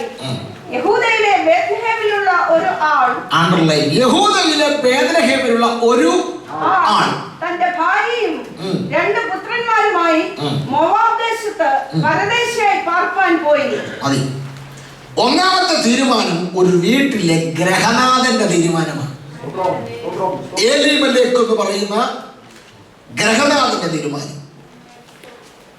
അദ്ദേഹം തീരുമാനിച്ചു, ഇപ്പൊ നിൽക്കുന്ന സ്ഥലത്ത് ക്ഷാമമാണ്, അതുകൊണ്ട് മോവാബ് എന്ന 10 തലമുറ പോലും ദൈവസന്നിധിയിൽ പ്രവേശിക്കരുതെന്ന് ദൈവം വിലക്കെടുത്തിട്ട് പോകാം. പക്ഷേ എന്തുപറ്റി? ഗ്രഹനാഥന്റെ തീരുമാനം ഒരു കുടുംബത്തെ ദുരന്തത്തിലെത്തിച്ചു. 1-ാമത്തെ തീരുമാനം മറക്കരുത്, ഗ്രഹനാഥന്റെ തീരുമാനം. അത് ആ കുടുംബത്തെ ഒരു വലിയ ദുരന്തത്തിൽ കൊണ്ടുപോകും. 2-ാമത്തെ തീരുമാനം നോക്കാം, 6-ാം വാക്യം. യഹോവ തന്റെ ജനത്തെ സന്ദർശിച്ച് ആഹാരം കൊടുത്ത പ്രകാരം അവൾ മോവാബ് ദേശത്ത് വെച്ച് കേട്ടിട്ട് മോവാബ് ദേശം വിട്ട് മടങ്ങി പോകുവാൻ തന്റെ മരുമക്കളോടുകൂടെ പുറപ്പെട്ടു. 2-ാമത്തെ തീരുമാനം ഗ്രഹനാഥയുടെ തീരുമാനം. നോക്കണം, ഗ്രഹനാഥന്റെ തീരുമാനം ഒരു കുടുംബത്തിൽ ദുരന്തം വിതച്ചപ്പോൾ ഗ്രഹനാഥ എടുത്ത 2-ാമത്തെ തീരുമാനം ആ കുടുംബത്തിനൊരു ശേഷിപ്പുണ്ടാക്കി. സ്തോത്രം. 3-ാമത്തെ തീരുമാനം 14-ാം വാക്യം. അവർ പിന്നെയും പൊട്ടിക്കരഞ്ഞു. ഓർപ്പ അമ്മായിയമ്മയെ ചുംബിച്ച് പിരിഞ്ഞു. 3-ാമത്തെ തീരുമാനം മരുമകളായ ഓർപ്പയുടെ തീരുമാനമാണ്. സത്യം പറയാം, ബുദ്ധിഹീനമായ തീരുമാനം. ഒരുപക്ഷെ രൂത്തിനെ പോലെ ഈ സഹോദരി നിന്നിരുന്നെങ്കിൽ സഹോദരിമാർക്ക് 3 സീറ്റ് കിട്ടിയേനെ.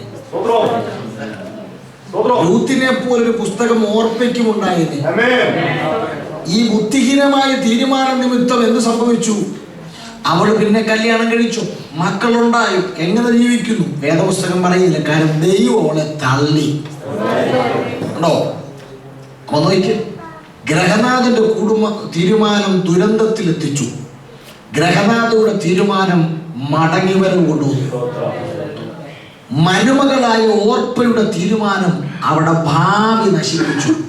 എന്നാൽ 4-ാമത്തെ തീരുമാനം 16-ാം വാക്യത്തിൽ എഴുതിയിരിക്കുന്നു, നിന്നെ വിട്ടുപിരിയാനും നിന്റെ കൂടെ വരാതെ പറയരുത്. എന്താ രൂത്തിന്റെ തീരുമാനം? നിന്റെ ജനം എന്റെ ജനം, നിന്റെ ദൈവം എന്റെ ദൈവം. ഒന്നുകൂടെ പറയാം, രൂത്തെടുത്ത തീരുമാനം അവളെ ചരിത്രങ്ങളിൽ ഉയർത്തി. രൂത്തെടുത്ത തീരുമാനം യേശു ക്രിസ്തുവിന്റെ വല്യമ്മ എന്ന പദവിയിലെത്തിച്ചു. അങ്ങനെയെങ്കിൽ ഒരു ദൂത് ഞാൻ പറയാം. 1-ാം അധ്യായം ചൂണ്ടിക്കാണിക്കുന്ന ഗുണപാഠം, നമ്മുടെ ദൈവം ആരാധനയുടെ അടിസ്ഥാനത്തിലോ അവസ്ഥയുടെ അടിസ്ഥാനത്തിലോ പ്രവർത്തിക്കുന്ന ദൈവമല്ല, മറിച്ച് തീരുമാനത്തിന്റെ അടിസ്ഥാനത്തിൽ പ്രവർത്തിക്കുന്ന ദൈവമാണ്. ഒരു 10,000 യോഗം നീ കൂടിയിട്ടും ഒരു തീരുമാനം പോലും ദൈവസന്നിധിയിൽ എടുത്തിട്ടില്ലെങ്കിൽ ബ്രദർ, ദൈവം നിനക്ക് വേണ്ടി ചലിക്കത്തില്ല. എന്നാൽ ഇന്ന് ഓരോ യോഗത്തിലും ദൈവമക്കൾ പുതിയ തീരുമാനത്തോടെ എഴുന്നേൽക്കണമെന്ന് എന്റെ ദൈവം കൊതിക്കുമ്പോൾ ഈ യോഗം തിരശ്ശീല വീഴുന്നതിന് മുൻപ് ദൈവസന്നിധിയിൽ പുതിയ ഉടമ്പടിയോടെ ഒരു പുതിയ തീരുമാനത്തോടെ ഇതിനകത്തുള്ള എഴുന്നേൽക്കുന്ന നിനക്ക് വേണ്ടി എന്റെ ദൈവം പ്രവർത്തിക്കാതിരിക്കയില്ല, എന്റെ ദൈവം ചലിക്കാതിരിക്കയില്ല.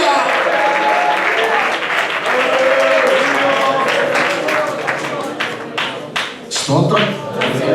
അതിന്റെ തെളിവ് പറയാം, ഒന്നുകൂടെ ഉറപ്പിക്കാം. ഒരു സഹോദരി എനിക്കറിയാം, വീട്ടിൽ ചെന്നാൽ അവൾക്ക് കുത്തുവാക്ക, സഭാഹോളി വന്നാലും അവൾക്ക് കുത്തുക. അങ്ങനെ വീട്ടിലും കുത്ത്, സഭയിലും കുത്ത്. ഒരു തരത്തിലും അവൾക്ക് സമാധാനമില്ല. അവിടെ പേരാണ് ഹന്ന. വീട്ടിൽ പെണ്ണിനെ കുത്തി, സഭാഹോളി വന്നപ്പോ അവിടുത്തെ ഉപദേശം കുത്തി. യുദ്ധങ്ങളും ഭാഷ നോക്കുന്നുണ്ട് ഇല്ലേ? പാവപ്പെട്ടവർ പ്രാർത്ഥിച്ചോണ്ട് തലേക്ക് വെച്ചിട്ട് പറയും വെളിപ്പെട്ടു വരെ കണ്ടില്ലേ കുത്തി. അതെന്താ കുഴപ്പമൊന്നുമില്ലയോ? പ്രായമായിട്ടും ഇൻചാർജ് വിടത്തില്ല പുള്ളി. അതായി പ്രശ്നം. ആരോഗ്യ ക്ഷയിക്കുന്ന കഴിയുമ്പോൾ അടുത്ത ആൾക്ക് കൈമാറിട്ട് പോക്കണം. ചിലരുടെ 90 കഴിഞ്ഞാൽ എന്ത് ചെയ്യില്ല, വിട്ടുകയല്ല. അണികൾ പറയും അപ്പച്ചൻ ഉള്ളത് കൊണ്ട് ഈ സെമ്പറിൽ നിൽക്കുന്നു, അപ്പച്ചൻ ചാത്താതെ രക്ഷപ്പെടും. പക്ഷെ ഈ പുള്ളി അങ്ങനെ പ്രായമായിട്ട് എന്ത് ചെയ്തില്ല. അതുകൊണ്ടാണ് ഈ ആവശ്യമില്ലാത്ത ദൂതൊക്കെ പറഞ്ഞു തന്നത്. സൗകര്യമായിട്ട് ആദ്യം പറയുക ഇറങ്ങട്ടെന്ന് വീഞ്ഞ് കണ്ടില്ലേ? അതാ പറഞ്ഞത്, വീട്ടിലും സമാധാനമില്ല, സഭയിലും സമാധാനം. ഈ സഹോദരി വർഷം തോറും ഷീലോവിൽ പോകുന്നുള്ള ഒറ്റ ആഗ്രഹമുള്ളവർക്ക് അവൾക്കൊരു തലമുറ വേണം. ഞാൻ ചോദിച്ചു എന്തിനെ തലമുറ?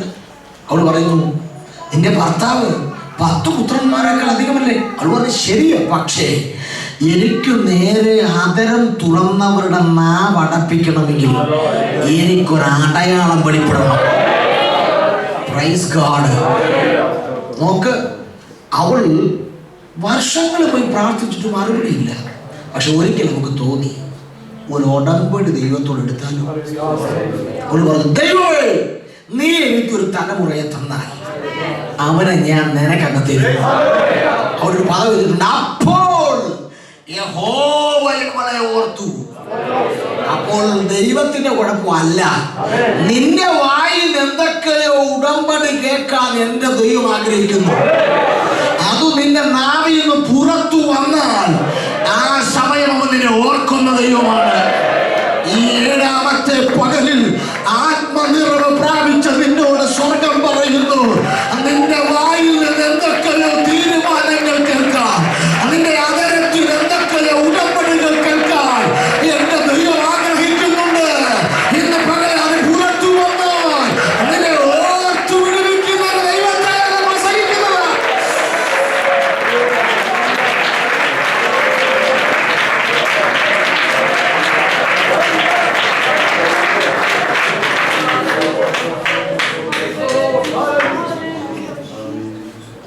രണ്ടാം അധ്യായത്തിലേക്ക് നോക്കാം. 2-ാം അധ്യായത്തിൽ ഒരു മടങ്ങി വന്നു ബേത്ലഹേമിൽ. പക്ഷെ എനിക്ക് രൂത്തിന്റെ പുസ്തകം പ്രസംഗിക്കുമ്പോൾ എന്നെ ഒത്തിരി ഇൻസ്പയർ ചെയ്ത വിഷയം 4 അധ്യായമേ ഉള്ളൂ. പക്ഷെ ഒരു സഹോദരിയുടെ ജീവിതത്തിലെ 4 ഘട്ടങ്ങളാണ് 4 അധ്യായം. എന്താ കാര്യം? 1-ാം അധ്യായത്തിൽ രൂത്ത് മോവാബിലാണ്. 2-ാം അധ്യായത്തിൽ രൂത്ത് വയലിലാണ്. 3-ാം അധ്യായത്തിൽ രൂത്ത് കളത്തിലാണ്. 4-ാം അധ്യായത്തിൽ രൂത്ത് ബോവസിന്റെ വീട്ടിലാണ്. ഉണ്ടോ? ഓരോ അധ്യായങ്ങൾ കഴിയും തോറും രൂത്തിന്റെ അവസ്ഥ മാറാൻ തുടങ്ങി. ഒന്നുകൂടെ ഇറങ്ങി പറയാ, എന്റെ ദൈവം എന്നും നിന്നെ ഒരേ ഗതി ഇടത്തില്ല, എന്നും ഒരേ അവസ്ഥ നീ കിടക്കില്ല, അവൻ അവധിക്ക് വെക്കത്തില്ല.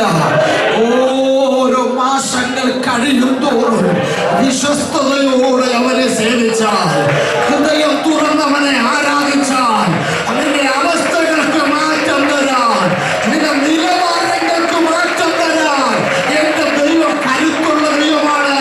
വിശ്വസിക്കുന്നവർക്കായ സ്വാതന്ത്ര്യം.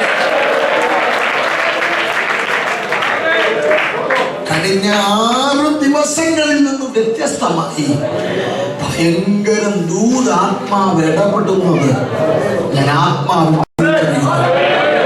സ്തോത്രം.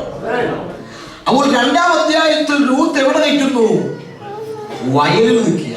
എവിടെ നിൽക്കുകയാണ്? ഈ വയൽ ഭാഗ്യവശാൽ ഏലീമലേക്കിന്റെ ചാർച്ചക്കാരനിൽ ആയിരുന്ന ബോവസിന്റെ വയലാണ്. അയ്യോ, ഈ വയലിൽ രൂത്തിനെ കൂടാതെ 3-4 കൂട്ടം ആളുകളുണ്ട്. നമുക്ക് നോക്കാനിരിക്കാം. 3-ാം വാക്യം വായിച്ചു. അങ്ങനെ അവൾ പോയി വയലിൽ കൊയ്ത്തുകാരുടെ പിന്നിൽ. വയലിൽ ആരുണ്ട്? കൊയ്ത്തുകാരുണ്ട്. മറക്കരുത്, വയലിൽ ആരുണ്ട്? നീ 5-ാം വാക്യം വായിച്ച്. കൊയ്ത്തുകാരുടെ മേലാളായിരുന്ന ഭൃത്യനോട്. അപ്പൊ വയലിൽ ആരുണ്ട്? ഭൃത്യനുണ്ട്. ആരുണ്ട്? ഇനി വായിച്ച 8-ാം വാക്യം. ബോവസ് രൂത്തിനോട്, കേട്ടോ മകളെ, കൊയ്ക്കാൻ വേറൊരു വയലിൽ പോകേണ്ട, ഇവിടെ വിടുകയും വേണ്ട, ഇവിടെ എന്റെ ബാല്യക്കാരികളോട് വയലിൽ ആരുണ്ട്? ബാല്യക്കാരികളുണ്ട്.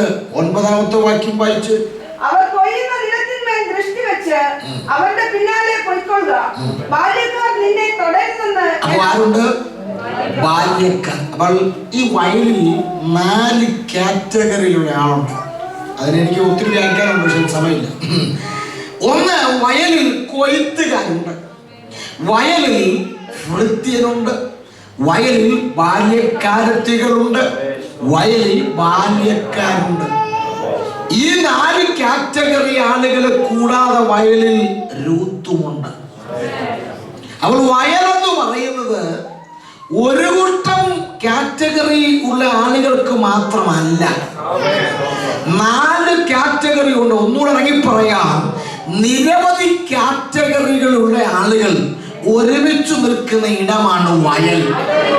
അങ്ങനെയെങ്കിൽ ജാതി മത വർണ്ണ വ്യത്യാസമില്ലാതെ, അത് ഓരോ ഗോത്രത്തിൽ നിന്നും ഭാഷയിൽ നിന്നും വംശത്തിൽ നിന്നുമുള്ളവരെ ഒരുമിച്ച് ഒരേ കുടക്കീഴിൽ ചേർത്ത് നിർത്തുന്ന വയലാണ് ഞാൻ ആരാധിക്കുന്ന ദൈവസഭ.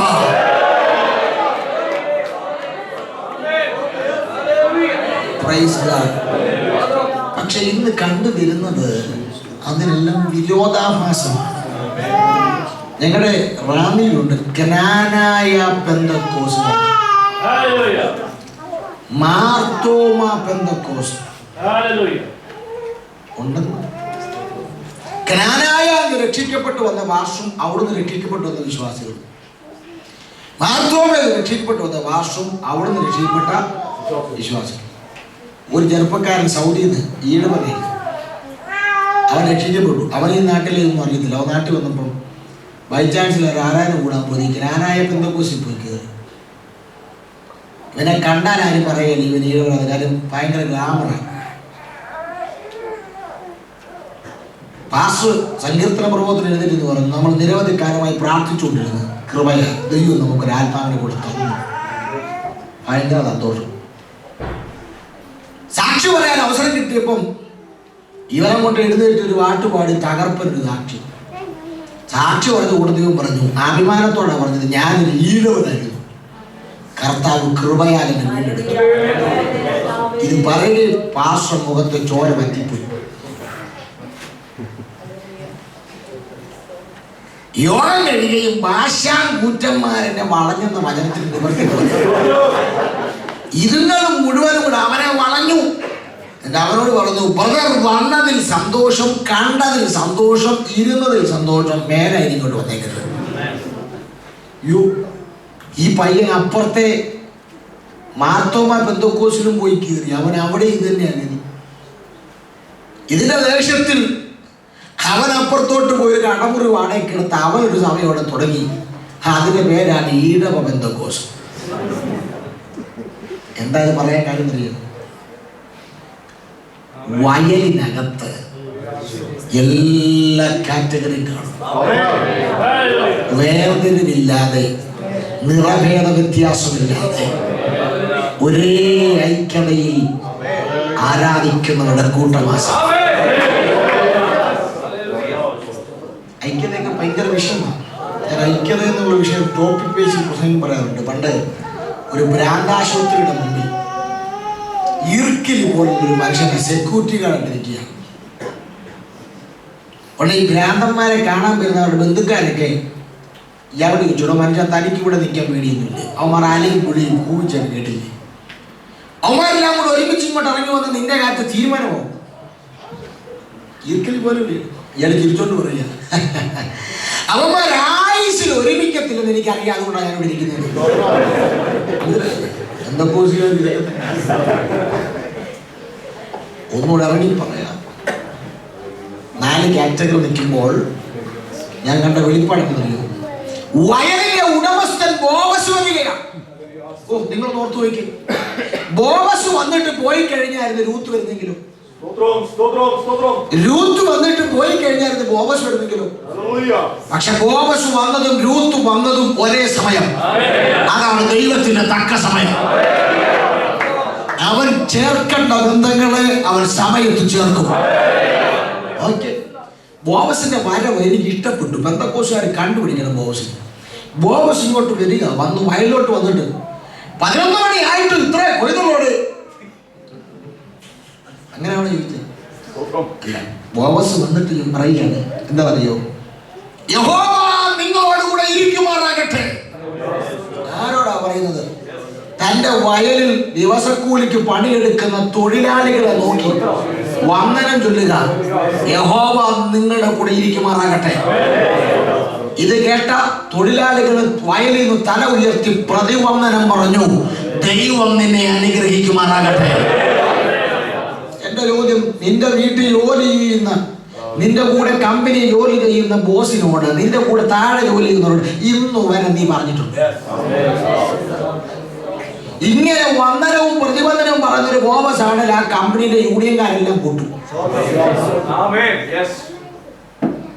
മനസ്സിലായില്ലേ? നമ്മൾ പറയൂല, നമ്മൾ വീട്ടിൽ ജോലിക്ക് വരുന്നവരോട് പറയോ, യഹോവ നിന്റെ കൂടെ ഇരിക്കുമാറാകട്ടെ. നിന്റെ ജയത്ത് കണ്ടാലേ അവനറിയാം നിന്റെ കൂടെ 7 എല്ലുക്കുതി യഹോവയില്ല. നിന്റെ കൂടെ ജോലി ചെയ്യുന്ന ഒരുത്തരുണ്ടെങ്കിൽ നീ പറഞ്ഞിട്ടുണ്ടോ? നീ ഒരു 10 പ്രാവശ്യം അവരെ കാണുമ്പോൾ ബ്രദറെ യഹോവ നിന്റെ കൂടെ ഇരിക്കട്ടെ. ഒരു 10 പ്രാവശ്യം പറയുമ്പോൾ ചിലപ്പോൾ അവൻ മുഷിഞ്ഞു തോന്നിയാലും 11ാമത്തെ പ്രാവശ്യം അവൻ തിരിച്ചു പറയും, ദൈവം നിന്നെ അനുഗ്രഹിക്കട്ടെ. അതാ നല്ല ബോവസ്, വന്ദനവും പ്രതിബന്ധനവും. ഇനി എന്റെ ചിന്ത അതല്ല, ഈ 4 കൂട്ടം ആളുകൾ വയലിൽ നിന്നിട്ടും ബോവസിന്റെ ശ്രദ്ധ വന്നു വീണത് രൂത്തിലാണ്. Praise God. ചില ആളുകൾക്ക് അങ്ങനെ അവരെ ആളുകൾ ശ്രദ്ധിക്കണമെന്ന് ഭയങ്കര ആഗ്രഹം.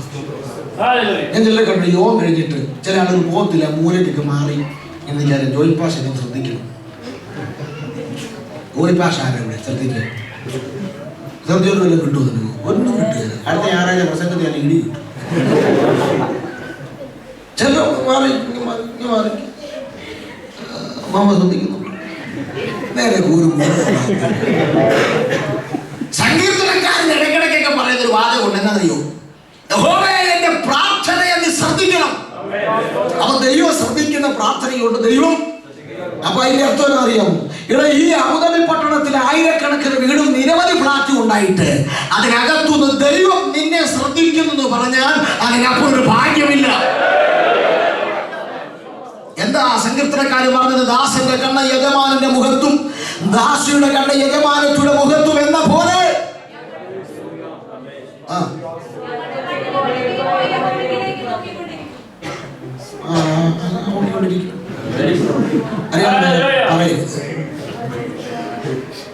ദാസന്റെ കണ്ണ് യജമാനന്റെ മുഖത്തും ദാസിയുടെ കണ്ണ് യജമാനത്തിയുടെ മുഖത്തും എന്നപോലെ ഞങ്ങളുടെ ദൈവമായ യഹോവയുടെ മുഖത്തേക്ക് അവൻ ഞങ്ങളുടെ മേൽ കൃപ പകരുവോളം. അവിടെ വേണ്ട വാക്കുന്നില്ലേ? അവൻ ഞങ്ങളുടെ മേൽ കൃപ പകരുവോളം ഞങ്ങൾ നോക്കിക്കൊണ്ടിരിക്കും. ഈ 7 ദിവസത്തെ പ്രാർത്ഥന കൊണ്ട് അവസാനിക്കുന്നില്ല. ഞാൻ പ്രാർത്ഥിക്കാൻ വെച്ച വിഷയത്തിന്മേൽ എന്റെ ദൈവത്തിന്റെ കൃപ പകരുവോളം, ഞാൻ നിലവിളിച്ച വിഷയത്തിന്മേൽ എന്റെ ദൈവത്തിന്റെ കൃപ പകരുവോളം ഞാൻ അവന്റെ മുഖത്തേക്ക് നോക്കിക്കൊണ്ടിരിക്കും.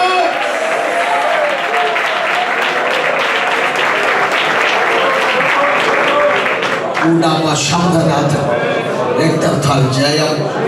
സ്തോത്രം. കേട്ടോ, ദൈവം ശ്രദ്ധിക്കുന്നു. ഈ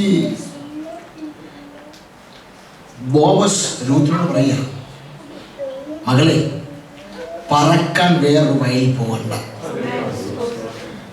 ഇവിടെ പറയുന്നു, എന്റെ തൊഴിലാളികൾ കോരി വെച്ച വെള്ളം ദാഹിക്കുമ്പോ കുടിച്ചോണം. വിശക്കുമ്പോൾ എൻ്റെ കൂടെ ഇരുന്ന് ചാറിൽ മുക്കി കഴിച്ചോണം. സ്തോത്രം.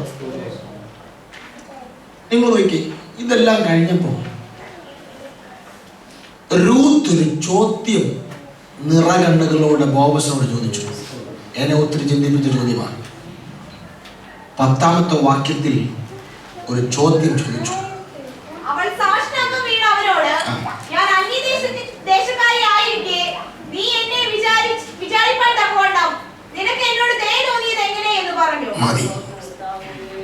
കണ്ടോ, ഞാൻ അന്യദേശക്കാരിയായിരിക്കെ നിനക്കെന്നോട് ദയ തോന്നാൻ കാരണമെന്ന് പ്രാർത്ഥനപ്പായ വന്നിരുന്ന് നീ എനിക്ക് തന്നില്ലല്ലോ, എനിക്ക് കിട്ടാറുണ്ടല്ലോ മറുപടി. ദൈവത്തെ കുറ്റം പറയാതെ ഒരു പ്രാവശ്യമെങ്കിലും ഹൃദയം തുറന്ന് ചോദിച്ചിട്ടുണ്ടോ? അത് ഇസ്രായേൽ പൗരതയോട് സംബന്ധമില്ലാതെ കിടന്ന അന്യജാതിക്കാരിയായിരുന്ന എന്നോട്, എന്റെ ദൈവമേ, കുറവുകൾ ഒത്തിരി ഉണ്ടായിട്ടും എന്നോട് ഇത്രയും ദയ കാണിപ്പാൻ എന്താണ് കാരണം? ഒരു ഹൈന്ദവ കുടുംബത്തിൽ ജനിച്ചതുകൊണ്ട് പ്രാർത്ഥനപ്പായിൽ മുട്ടുപടക്കുമ്പോൾ എൻ്റെ കണ്ണുകൾ നിറയും. എൻ്റെ വീട്ടിൽ എന്നേക്കാൾ കരുത്തന്മാർ പലരും ഇരിക്കുമ്പോൾ അവരോട് കാണിക്കാത്ത ദയ എന്നോട് കാണിപ്പാൻ എന്താണ് കാരണം? സ്തോത്രം. നീ ചോദിക്കണം ദൈവത്തോട്. ഇന്ന് ഇവിടെ നിന്നേക്കും ചോദിക്കണം. നിങ്ങൾ നോക്കി, കാണിച്ചോ ബോവസ് കരുണ? കാണിച്ചു. എന്താ? ഇസ്രായേലിൽ ഒരു നിയമം ദൈവം വെച്ചിട്ടുണ്ട്. നിയമം എന്താ? നിയമം കൊയ്ത്ത് കഴിഞ്ഞാൽ, അവിടുത്തെ കറ്റ കളപ്പുരയിൽ കൊണ്ടുപോയി കഴിഞ്ഞാൽ, ആ കൊയ്ത്ത് സമയത്ത് വയലിൽ പൊഴിഞ്ഞു വീണ് കിടക്കുന്നത് പറക്കിയെടുക്കാൻ അവിടുത്തെ അനാഥർക്കും വിധവമാർക്കും പരദേശികൾക്കും ദൈവം ഒരു നിയമം വെച്ചിട്ടുണ്ട്. നിങ്ങൾ നോക്കിയ വയലിന്റെ കരയിൽ കുറെ പരദേശികളും അനാഥരും നിപ്പുണ്ട്. എന്തിനാണെന്നറിയാമോ? ഈ കൊയ്ത്ത് കഴിഞ്ഞ് ഇവർ കളപ്പുരയിൽ കൊണ്ടുപോയി കഴിയുമ്പോൾ ഇതിനകത്ത് ഇറങ്ങി പിറക്കാം. പക്ഷെ നിങ്ങൾ നോക്കിയേ, അങ്ങനെ ആ പിറക്കാൻ നിൽക്കുന്ന ആളുകളിൽ ഒരാളെ പോലെ വയലിന്റെ കരയിൽ നിൽക്കേണ്ട ലൂത്ത. പക്ഷെ ലൂത്തിനോട് ബോവസ് പറഞ്ഞു, നീ വെയിറ്റ് ചെയ്യണ്ട, നീ ഇറങ്ങി കൊയ്ത്തു നടക്കുമ്പോൾ കൂടെ പറക്കിക്കൂ. അത് കരുണയല്ലേ പ്രിയരെ? നീ ദാഹിക്കുമ്പോൾ എന്റെ തൊഴിലാളികൾ വെച്ച വെള്ളത്തിൽ കുടിച്ചോ, അത് കരുണയല്ലേ പ്രിയരെ? അത് നിനക്ക് വിശക്കുമ്പോൾ എന്റെ കൂടെ ചാരി മുക്കി കഴിച്ചോ, അത് കരുണയല്ലേ പ്രിയരെ? നിറ കണ്ണുകളോട് ഇന്ന് പറഞ്ഞ് ചോദിക്കുക, അയ്യോ, അത് എന്നോട് ഇത്രയും ദയ കാണിപ്പാൻ, എന്നോട് ഇത്രയും കരുണ കാണിപ്പാൻ എന്റെ ദൈവമേ ഞാൻ എന്തുള്ളൂ?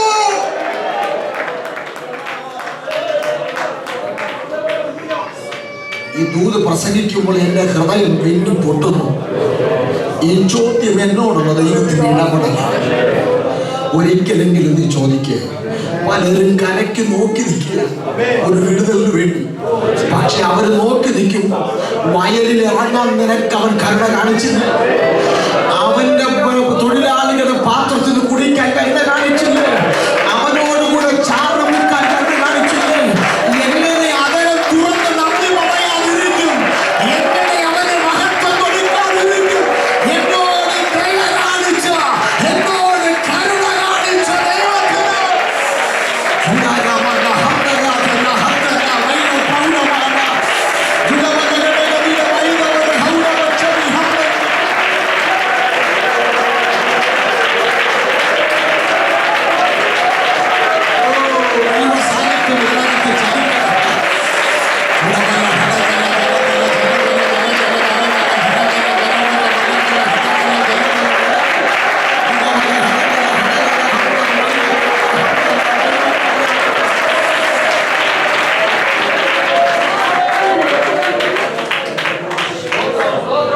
രൂത്ത് ചോദിച്ചു, എന്താ കാരണം? അറിയാൻ ആകാംക്ഷയുണ്ട്. ബോവസ് പറഞ്ഞ മറുപടി എന്ന് ഞെട്ടിച്ചു. 10ാമത്തെ വാക്യം ബോവസ് പറഞ്ഞത്, നിന്റെ ഭർത്താവ് മരിച്ച ശേഷം അമ്മായിയമ്മയ്ക്ക് നീ ചെയ്തിരിക്കുന്നതും നിന്റെ അപ്പനെയും അമ്മയും സ്വദേശത്തെയും വിട്ട് മുമ്പേ അറിയാത്ത ജനത്തിന്റെ അടുക്കൽ വന്നിരിക്കുന്നതുമായ വിവരമൊക്കെ ഞാൻ കേട്ടിരിക്കുന്നു. Listen please. എന്താ മറ്റുള്ളവരോടില്ലാത്ത ദയ നിന്നോട് കാണിച്ചെന്നറിയാം. 3 കാര്യങ്ങൾ.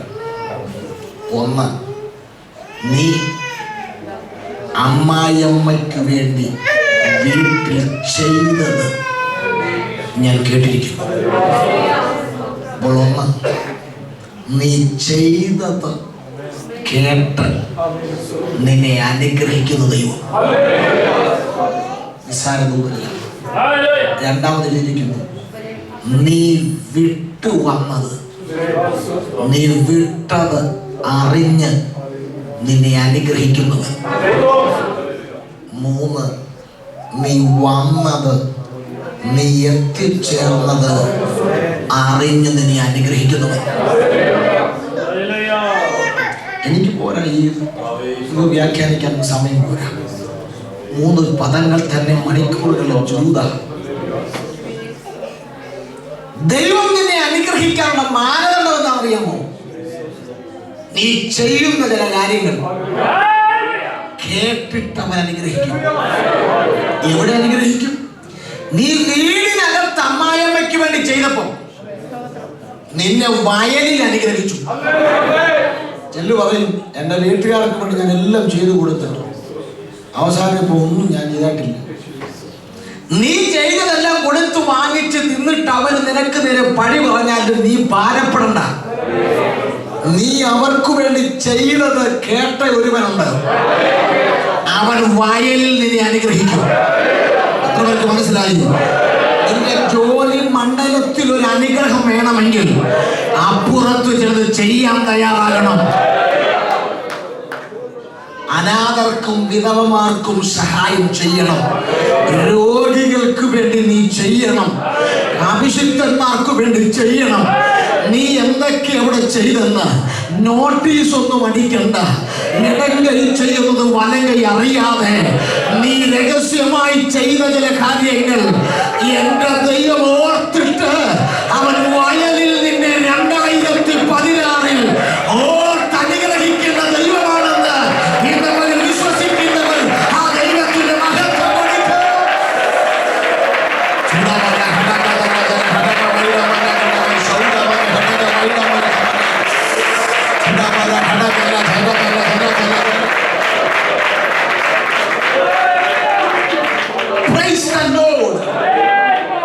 ഇനി ഒന്നും ചെയ്യാൻ പറ്റില്ല, ചെയ്യരുതെന്നല്ല പറഞ്ഞു.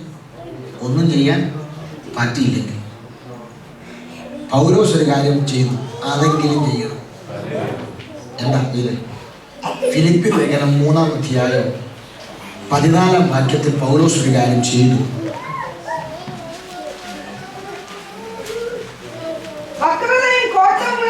ഫിലിപ്പി ലേഖനം 3-ാം അധ്യായം ഒന്നു ഞാൻ ചെയ്യുന്നു. കണ്ടോ? എന്ത്? പിൻപിലുള്ളതിനെ ഞാൻ എന്ത് ചെയ്തു? മറന്നിട്ട് മുൻപിലുള്ളതിനെ ആരാഞ്ഞുകൊണ്ട് ക്രിസ്തുയേശുവിൽ ദൈവത്തിന്റെ പരമവിളിയുടെ വിരുദിനായി. എത്ര പേർക്ക് മനസ്സിലായി? ഒന്നും ചെയ്യാൻ കഴിഞ്ഞില്ലെങ്കിലും ഞാൻ ഒന്ന് ചെയ്യുന്നു. പിൻപിലുള്ളതിനെ ഞാൻ മറക്കുകയാണ്. ഇന്നലെ വരെ സംഭവിച്ചതിനെ മുഴുവൻ ഇന്ന് പകൽ നീ ഗുഡ് ബൈ പറ. അവര് പറഞ്ഞതും ചെയ്തതും മറന്നുകളാ. ഇന്ന് പകൽ പിൻപിലുള്ളതെല്ലാം മറക്ക്. നിന്റെ കണ്ണിൽ ലക്ഷ്യത്തിലേക്ക് വെക്ക്. ക്രിസ്തുയേശുവിനോടുള്ള വിരുദ്ധ ഇട്ടതറിഞ്ഞ് വയലിൽ അനുഗ്രഹിക്കുക. ദൈവത്തിന്റെ കുഴപ്പമുണ്ട്. 21 നിന്നാൽ 40 ഇരുന്നാലും ദൈവത്തിൽ നിന്നോട് പറയാനുള്ള തോതിയതേ ഉള്ളൂ. അല്പം കൂടെ വിടാനുണ്ട്. ഈ ഒരു നല്ല പ്രവാചകൻ എടുത്ത് പോയി ചെന്നാൽ പുള്ളിക്ക് പറയാനുള്ള വേറെ ചീടൊക്കെ വിടാനുണ്ട്. എന്താ കാര്യം ചോദിച്ചാൽ ദൈവം അങ്ങനെ പറയും. തെളിവുണ്ട്. 2 വാക്യം പറയും. ഉത്തമഗീതങ്ങളുടെ പുസ്തകത്തിൽ 4-ാം അധ്യായത്തിന്റെ 7-8 വാക്യങ്ങൾ. എന്റെ പ്രിയേ നീ സർവാംഗ സുന്ദരി, എന്റെ പ്രിയേ നീ സർവാംഗ സുന്ദരി. നിന്നിൽ യാതൊരു ഊനവുമില്ല. ഈ ഉത്തമഗീതം എന്താ? മണവാളനും മണവാട്ടി തമ്മിലുള്ള ബന്ധമാണ്. സഭയും കർത്താവും തമ്മിലുള്ള അഭേദ്യ ബന്ധമാണ്. അവൻ സഭയോട് കർത്താവ് പറയുക, എന്റെ പ്രിയേ നീ സർവാംഗ സഭയെ നമ്മളല്ലേ ജോലിപ്പാസം നോക്കിയിട്ട് കർത്താവ് പറയാ നീ സർവാംഗ സുന്ദരൻ. ഇവിടെ ആരും പറഞ്ഞില്ലേ കുഴപ്പമില്ല. മനസ്സിലായില്ലേ? ആരാ പറഞ്ഞേ? ദൈവം പറയാ, നിന്നെ നോക്കി പറയാ നീ ബ്യൂട്ടിഫുൾ. ഇവിടുത്തെ ഹോസ്പിറ്റലുകാർ തരാത്ത മെഡിക്കൽ സർട്ടിഫിക്കറ്റ് ദൈവം തരിക. എന്ത് തന്നെ നിന്നിൽ ഒരു അപ്പോഴത്തേക്ക് നമ്മളൊന്ന് പൊങ്ങി. അടുത്ത തോത് കേട്ടോ എന്താ വായിച്ചു. ലെബനോനെ വിട്ട് എന്നോട് കൂടെ അയ്യോ ലെബനോനെ വിട്ട് അകത്ത് അവിടെ പോകണ്ട. അവിടേക്ക് നീ ബ്യൂട്ടിഫുൾ ആണ് ഊനമില്ല എന്നൊക്കെ പറഞ്ഞിട്ട് കർത്താവ് പറയാ എല്ലാം ശരിയാ, പക്ഷേ ചിലത് വിടാനുണ്ടെന്ന്. മനസ്സിലായില്ലേ? അയ്യോ ഭയങ്കര കാര്യങ്ങളൊക്കെയാ പുള്ളിയുടെ പോക്ക്. നെറ്റിൽ കൂടെ കമ്പ്യൂട്ടർ ഭയങ്കര പരിപാടിയാ. തപ്പുന്നു ഇവിടെയുമല്ല. നീ ഇവിടെ ജനിക്കേണ്ട പുള്ളിയല്ല, നീ ഏതോ ആഫ്രിക്ക ജനിക്കണ്ട. ഭയങ്കര കാര്യങ്ങളാണ്. തമ്പുരാൻ പറയുന്നു ബ്യൂട്ടിഫുൾ. കർമ്മയില്ല പറയാ ബ്യൂട്ടിഫുൾ. മെഡിക്കൽ സർട്ടിഫിക്കറ്റ് അമ്മയുടെ കർമ്മയിൽ തന്നിരിക്കുകയാണ്. ഊരമില്ല, പക്ഷെ വിടേണ്ട ചിലത് വിട്ടിട്ടില്ല. അയ്യോ 7-ാം ദിവസം നിർത്താൻ വിട്ടിട്ടില്ല. വിടാനുണ്ട്. ചില പുള്ളിപ്പുലിയുടെ തലയെ ഗുഹയിലേക്ക് പോകുന്ന പോക്കുണ്ടല്ലോ, നിർത്തിക്കൊള്ളാൻ. ചിലതൊക്കെ വിട്ടു നീ മടങ്ങി വരണം.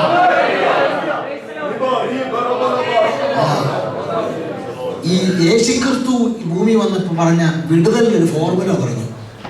എന്താ പറഞ്ഞത്? ലൂക്കോസിന്റെ സുവിശേഷം 6:37 യേശു വിടുതലിന്റെ ഒരു ഫോർമുല പറഞ്ഞു. അതാ വിടുതലിന്റെ ഫോർമുല. സ്തോത്രം. എന്താ പറഞ്ഞത് അറിയാമോ?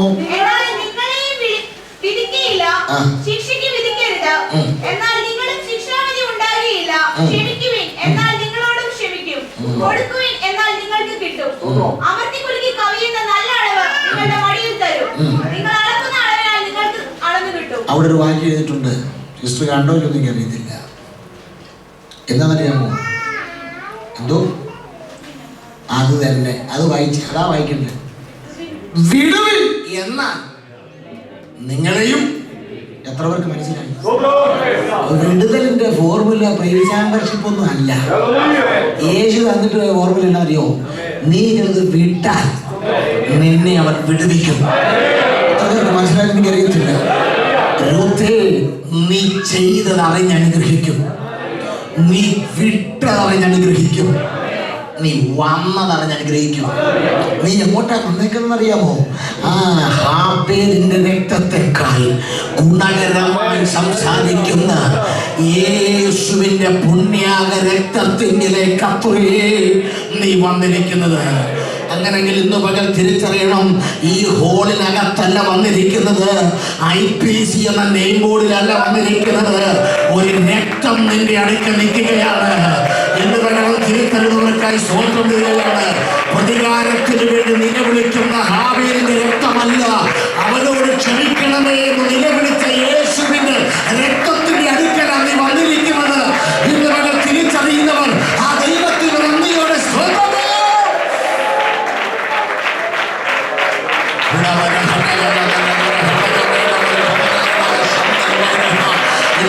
രക്തത്തിന്റെ ശക്തി വ്യാപരിക്കുകയാണ്. ആ രക്തത്തിന്റെ ശക്തി വ്യാപരിക്കുകയാണ്. തിരിച്ചറിയുന്നവരെല്ലാം ദൈവത്തിന് മഹത്വം കൊടുത്തോ. ഈ പകലിനകത്ത് രക്തത്തിന്റെ ശക്തി വ്യാപരിക്കുക. നീ വെള്ളിയാഴ്ച വന്നത് ആരെ ബോധിപ്പിക്കാനല്ല. ഇന്ന് ഒരു രക്തത്തിന്റെ ശക്തി കുറേക്കാരനായ ശീമോന്റെ വീടിനകത്ത് അവന്റെ തലമുറയിൽ കെട്ടടിച്ച ആ രക്തത്തിന്റെ ശക്തി ഇന്ന് പകലിനകത്ത് ചലിച്ചോണ്ടിരിക്കുകയാണ്. തിരിച്ചറിയുന്നവരെ ദൈവത്തിന് മഹത്വം കൊടുക്കുക.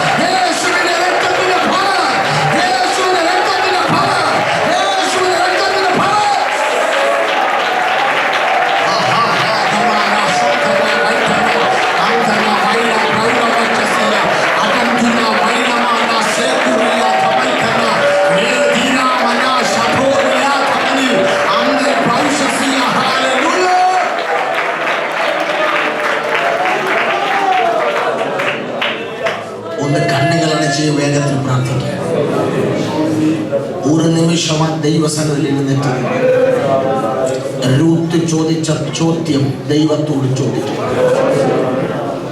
എന്നോട് ഇത്രയും ദയ കാണിക്കും.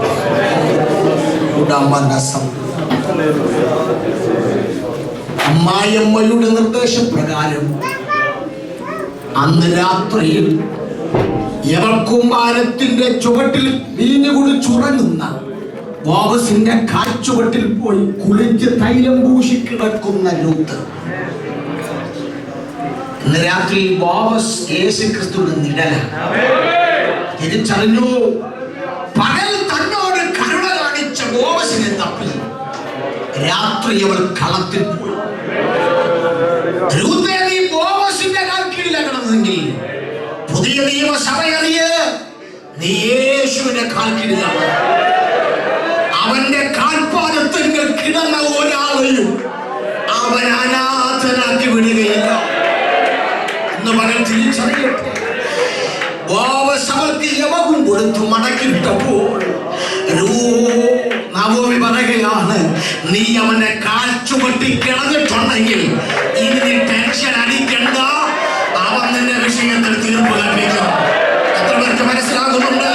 യോഗത്തിന് വന്നത് കൊണ്ടല്ല ബ്രദർ, നീ അവനെ കാൽ ചുവട്ടി കിടന്നിട്ടുണ്ടെങ്കിൽ, നീ അവന് വേണ്ടി പാടിയിട്ടുണ്ടെങ്കിൽ, നീ അവന് വേണ്ടി കരമടിച്ചിട്ടുണ്ടെങ്കിൽ, നീ അവന് വേണ്ടി ആരാധിച്ചിട്ടുണ്ടെങ്കിൽ, നിന്റെ വിഷയത്തിനകത്ത് അവൻ തീർപ്പ് കൽപ്പിക്കുന്ന ദൈവമാണ്. ഇതിനകത്ത് നിൽക്കുന്നവർ ആരും അടങ്ങിയിരിക്കരുത്. മുഴുവൻ ആളുകൾ ദൈവത്തിന്റെ മഹത്വം കണ്ടിരിക്കണം.